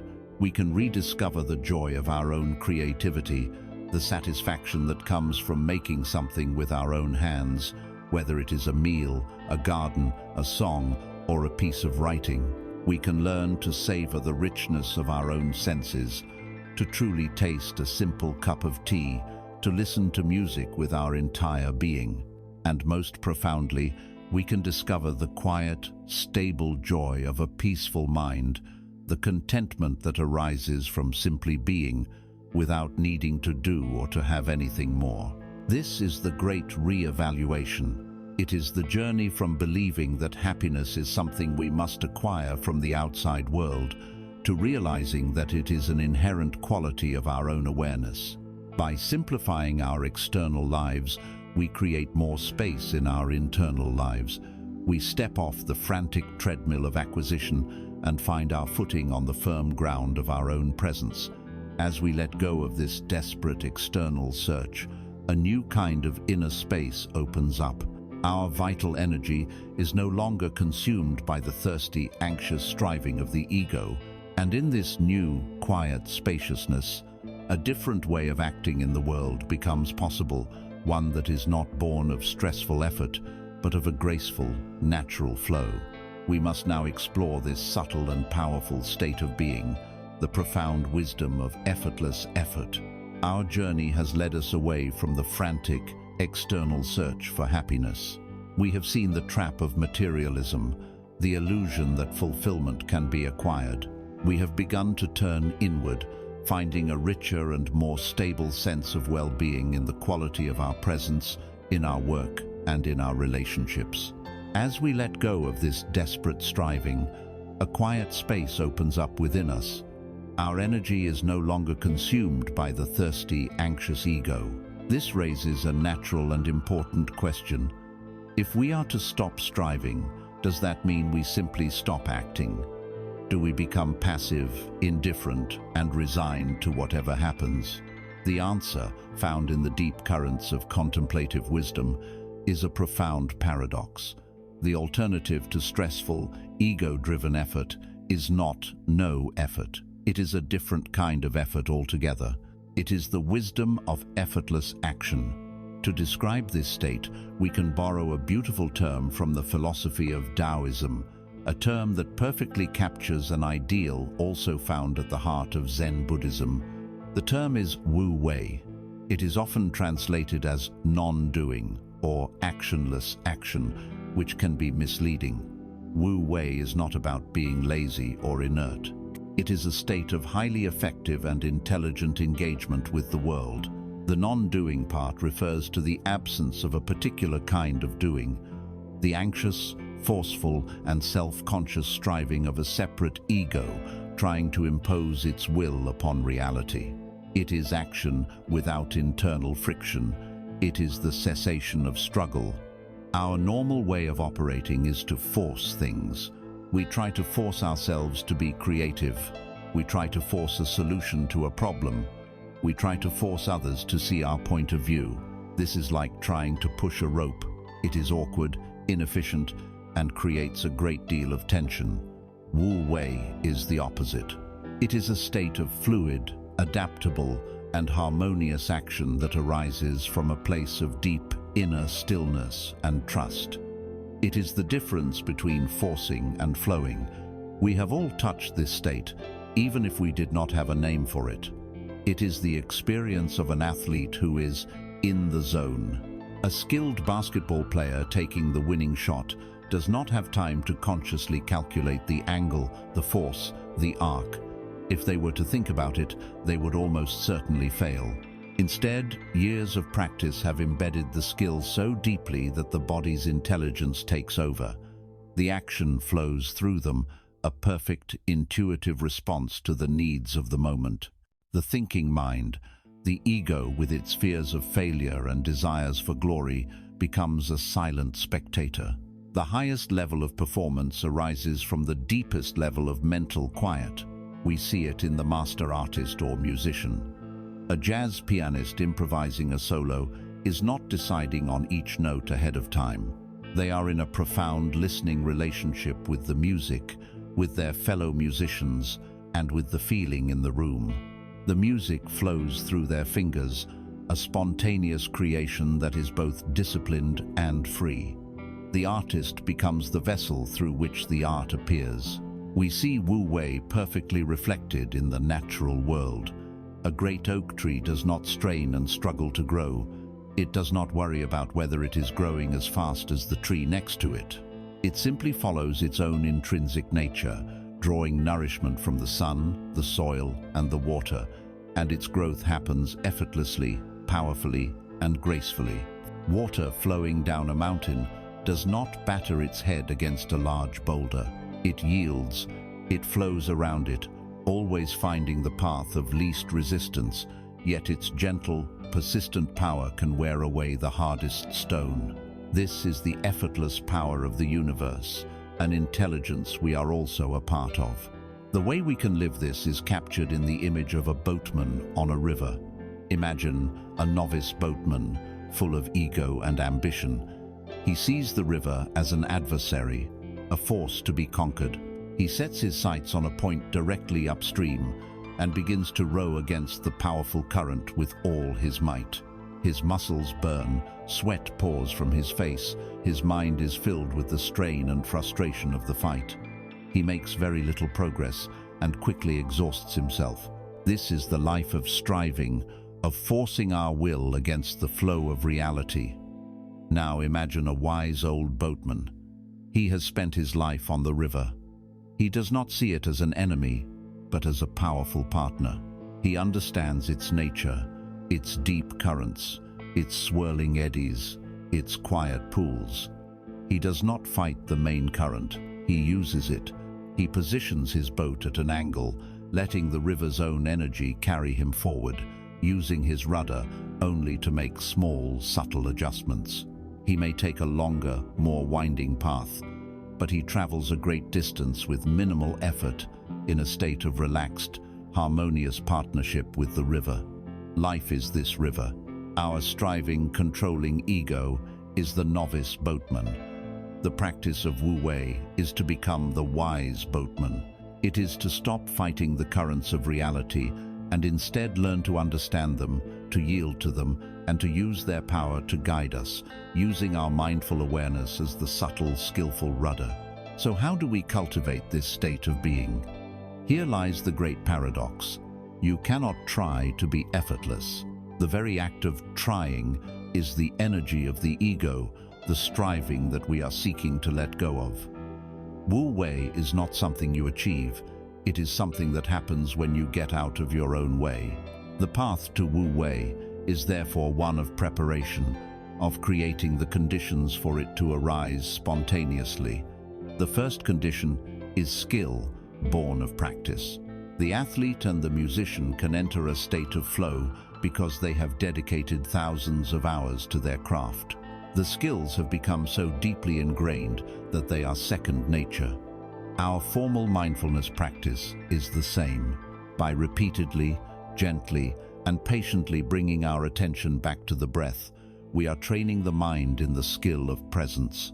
We are making it so familiar, so natural, that we can eventually act from that place of presence without having to consciously think about it. The second and most crucial condition is presence itself. Wu Wei only happens in the now. It is the result of being completely absorbed in the process of the present moment. When you bring your full, undivided attention to the task at hand, whether it is writing, cooking, listening, or walking the part of your brain responsible for self-conscious thought, for the running commentary of the ego, naturally quiets down. As the ego, with all its worries about the outcome and judgments about your performance, recedes into the background, a deeper, more intuitive intelligence is allowed to come forward. Presence dissolves the fearful, controlling me and allows the skillful, flowing I to emerge. This requires the final condition: trust. We must cultivate a deep trust in this process. We must trust that we do not need the anxious ego micromanaging every detail of our lives. We must trust in the intelligence of our bodies, in the wisdom of our hearts, and in the natural unfolding of life. For many of us, this is the most difficult step. We are addicted to control. Letting go of the handlebars of the bicycle is terrifying, even though it is the only way to truly ride. Wu Wei is the willingness to let go, to trust that a deeper harmony will emerge when we stop trying so hard to create it. This is the beautiful state of effortless effort. It is the paradox of achieving more by trying less. It is a way of moving through the world with grace, skill, and a profound lack of inner resistance. It is the end of our internal civil war. In the state of Wu Wei, the dancer and the dance become one. The actor and the action are inseparable. This is not laziness or passivity. It is the highest form of effectiveness, one that is sustainable, creative, and deeply joyful. When we begin to experience these moments of flow, we are tapping into a different kind of happiness. It is not the loud, excited pleasure of an egoic victory. It is not the fleeting thrill of a new experience.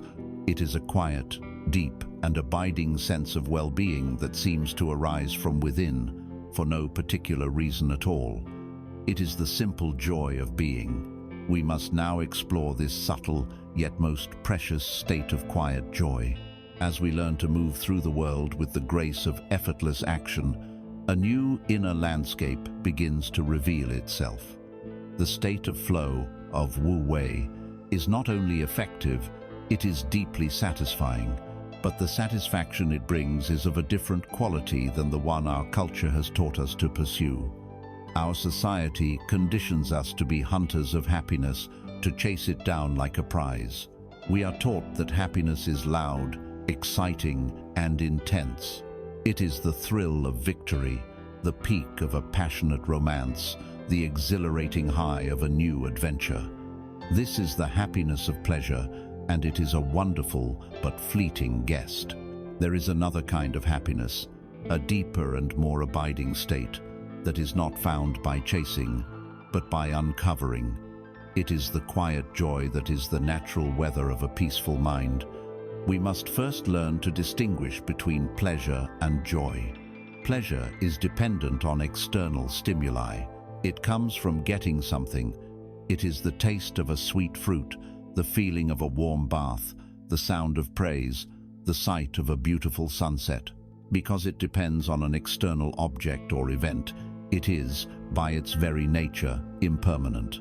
The fruit is eaten, the bath cools, the praise fades, the sun sets. And because it is impermanent, pleasure fuels the engine of tanha, the thirst for more. The moment one pleasure fades, we are already seeking the next hit. This is the cycle of addiction, whether it is to a substance, an activity, or an emotion. It is a life spent chasing fireworks. Joy, on the other hand, is an internal state of being. It is not dependent on external conditions. It does not come from getting anything. It arises from the quality of our own presence. It is not loud or dramatic. It is quiet, stable, and spacious. It is the feeling that arises naturally when the mind stops its frantic searching, its constant striving, its restless cycle of craving and aversion. It is the peace that was always there, underneath the noise. If pleasure is a firework, brilliant and brief, then joy is the steady, gentle light of the sun, always present, even when obscured by clouds. So where do we find this quiet joy? The secret is that we don't have to find it at all. We don't have to create it, manufacture it, or achieve it. It is our natural inheritance. It is the baseline state of a mind that is at ease. Our work is not to add joy, but to gently remove the obstacles that cover it up. The relentless inner critic, the addiction to distraction, the habit of living in the past and future, the belief that we are incomplete. When the muddy water of the mind is allowed to be still, the clarity and radiance that were always at the bottom become visible. This joy is discovered not in the grand moments, but in the simplest of experiences, when they are met with our full, mindful attention. It is the feeling of warmth spreading through your hands as you hold a simple cup of tea on a cool morning. It is the intricate geometric pattern of frost on a window pane, It is the earthy smell of the ground after a summer rain. It is the sound of a cat purring, a rhythm of pure contentment. It is the shared, silent smile with a stranger. It is the profound relief of taking a single deep, conscious breath in the middle of a stressful day. These are the small, ever-present miracles of existence.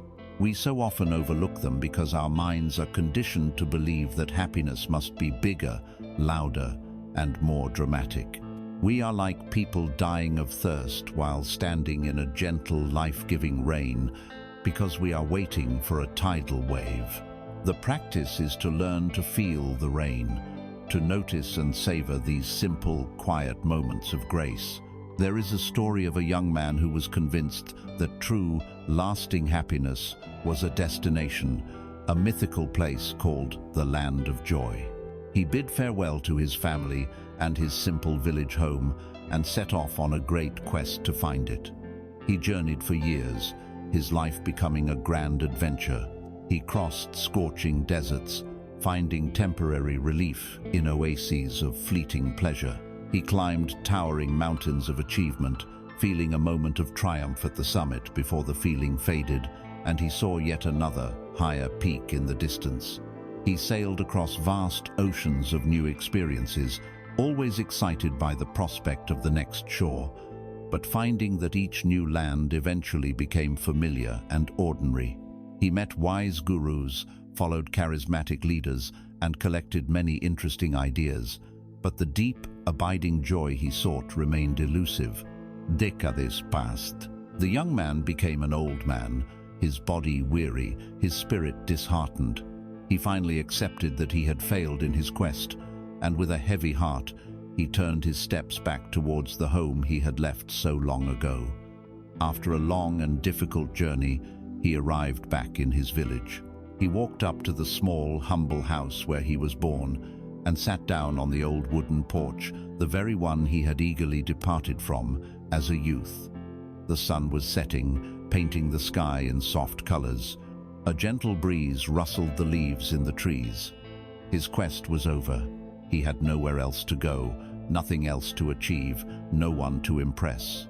For the first time in his life, he was simply there, with no agenda. And in that simple, quiet stillness, a feeling began to well up from deep within him. It was not the excitement of a new discovery or the thrill of an achievement.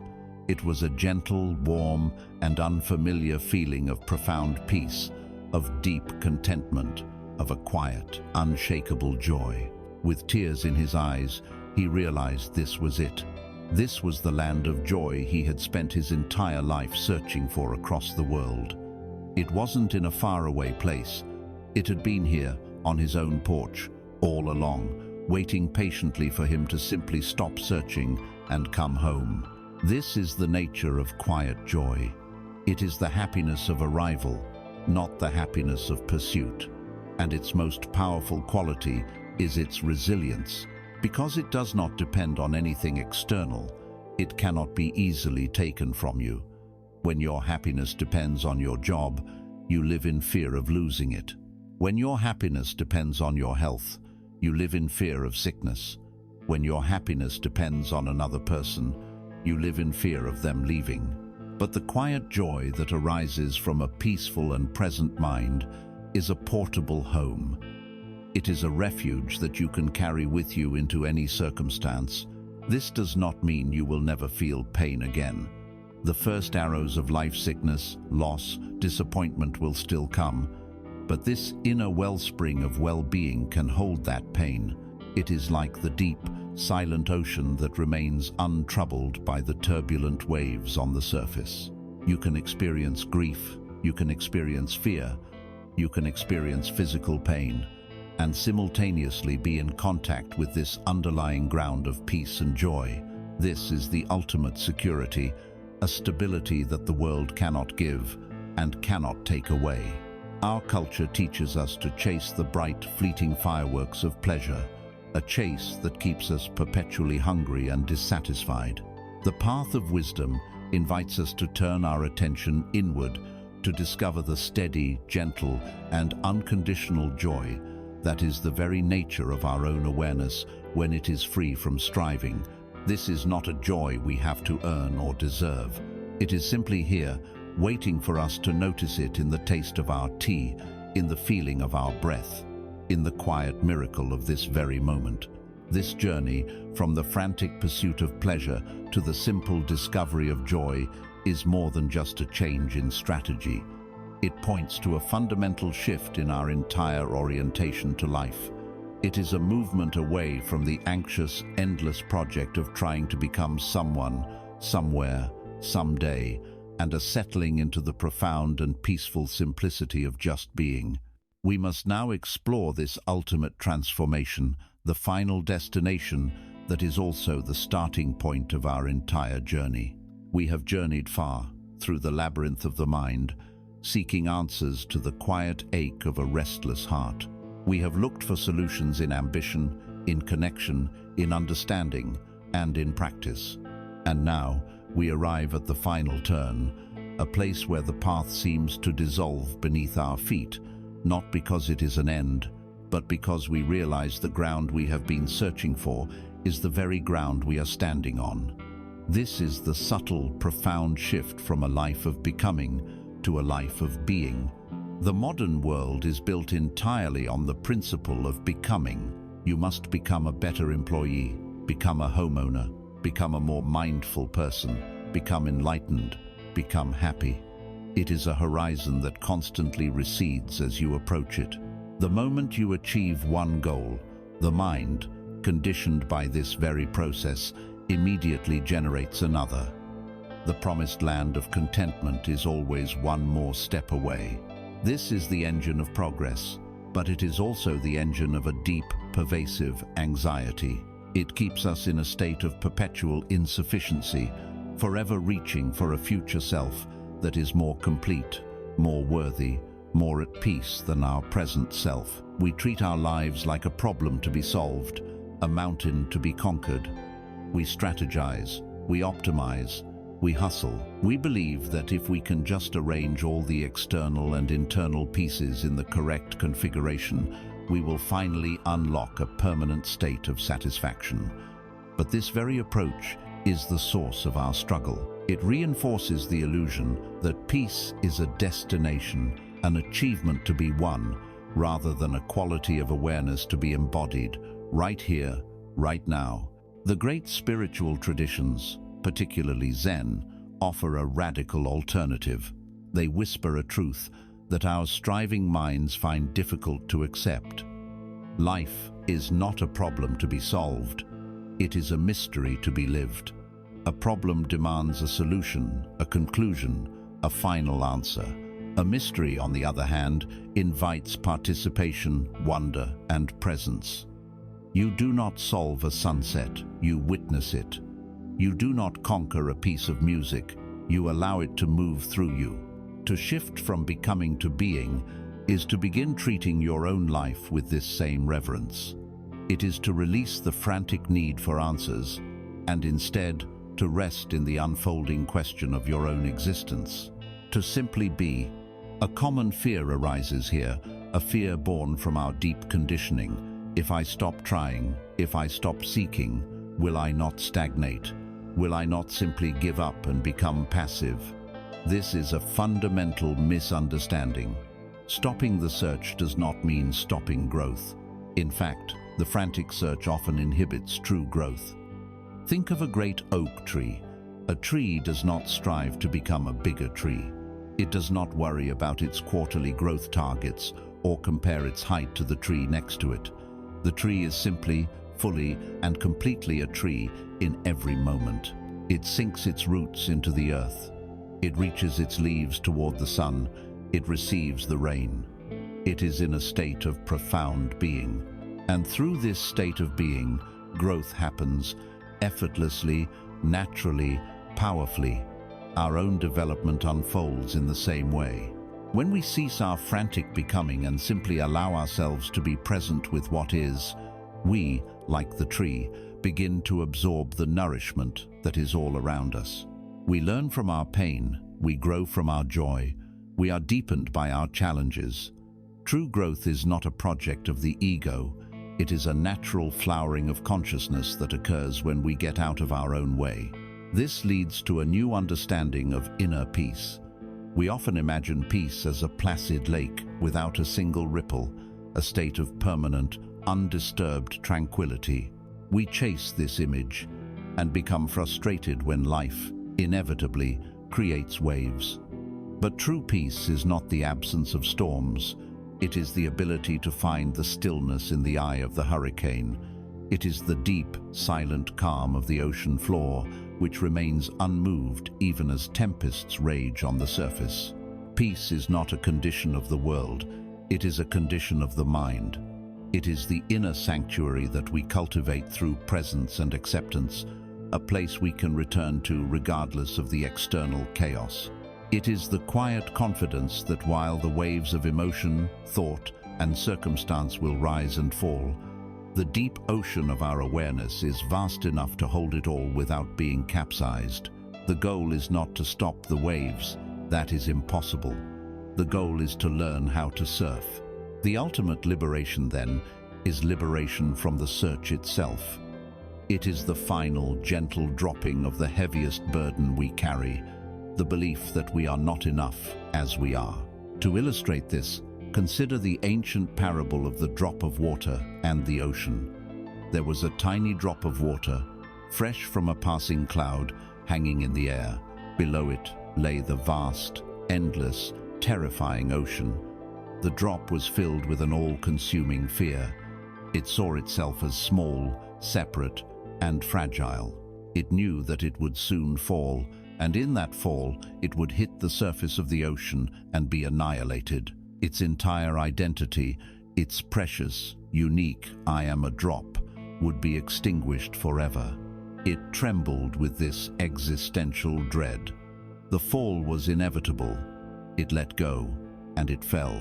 For a moment, there was a shock of impact, a dissolution of its familiar boundaries. But then, something miraculous occurred. It did not experience an end. Instead, it experienced an infinite expansion. The drop, in merging with the ocean, did not die. It became the ocean. It was no longer a small, frightened, separate entity. It was the vastness, the depth, the power, and the peace of the entire sea. Its fear was born from a mistaken identity. It had always been water. It had always been part of the ocean. Its separateness was a temporary illusion. This is our journey, the small, anxious ego, the I that we protect so fiercely, is the drop of water. It fears its own dissolution in the vastness of life. It clings to its stories, its achievements, its identity, terrified of letting go. But the spiritual path invites us to take that fall, to relax the boundaries of the ego, to merge with the whole. In doing so, we discover that we lose nothing of value. We only lose our fear. We lose the illusion of our separateness. We do not disappear. We become everything. We realize that the peace we were seeking in the distance was our own essential nature all along. The search creates the distance. By ending the search, we arrive. We awaken to the profound truth that we are not just a wave, we are the entire ocean. We began this journey together with the quiet desperation of a life lived on a treadmill, a feeling embodied by so many, a feeling we called Alex. It was the sense of running faster and faster, only to remain in the same place, a silent exhaustion born from a race with no finish line. We walked into the clamor of our own minds, observing the relentless chatter that pulls us from the present and into the past and future. We sat with courage before the nature of our own suffering, not as a punishment or a flaw, but as a fundamental condition of an unexamined life. From that place of honest seeing, a new path began to emerge. It was not a path of striving harder, but of letting go.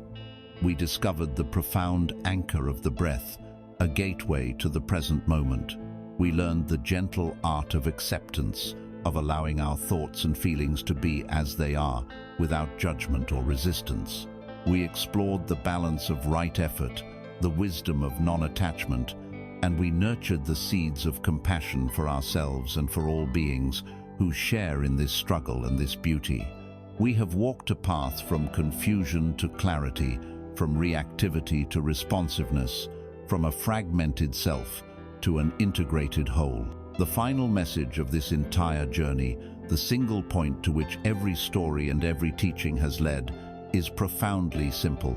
Stop searching. That is it. The peace, the wholeness, the happiness you have been so desperately seeking is not located in the next job, the next relationship, the next accomplishment, or the next spiritual insight. It is not a treasure buried on a distant island. The search itself is the single greatest obstacle to finding it. The act of searching constantly affirms the belief that what you seek is not here, that you are not whole right now. It is a self-perpetuating cycle of lack. The treasure you are looking for is the very ground you are standing on. The peace you crave is in the very silence that underlies the noise of your seeking mind. You have been looking for your own eyes with your own eyes. The search is what has been making you tired. The search is what has been preventing you from seeing that you have already arrived. This path does not ask you to become a better person, a saint, or a sage. It does not demand that you abandon the world and live in a cave. It offers a much more radical and yet much more gentle invitation to simply return to who you truly are, beneath all the layers of conditioning, anxiety, and ambition. You already have everything you need to be at peace. You do not need to acquire anything new. The key is not to try harder, but to be present more deeply. Hope and a true sense of empowerment do not come from finally gaining control over the unpredictable chaos of the world. They arise from the quiet, unshakable confidence that comes from mastering your own mind, your own inner world. So try this, right now. Instead of trying to fix your life, just for a moment, simply breathe. Instead of searching for an answer, simply be present. The great transformation you have been waiting for begins right there, in that simple, courageous act of being.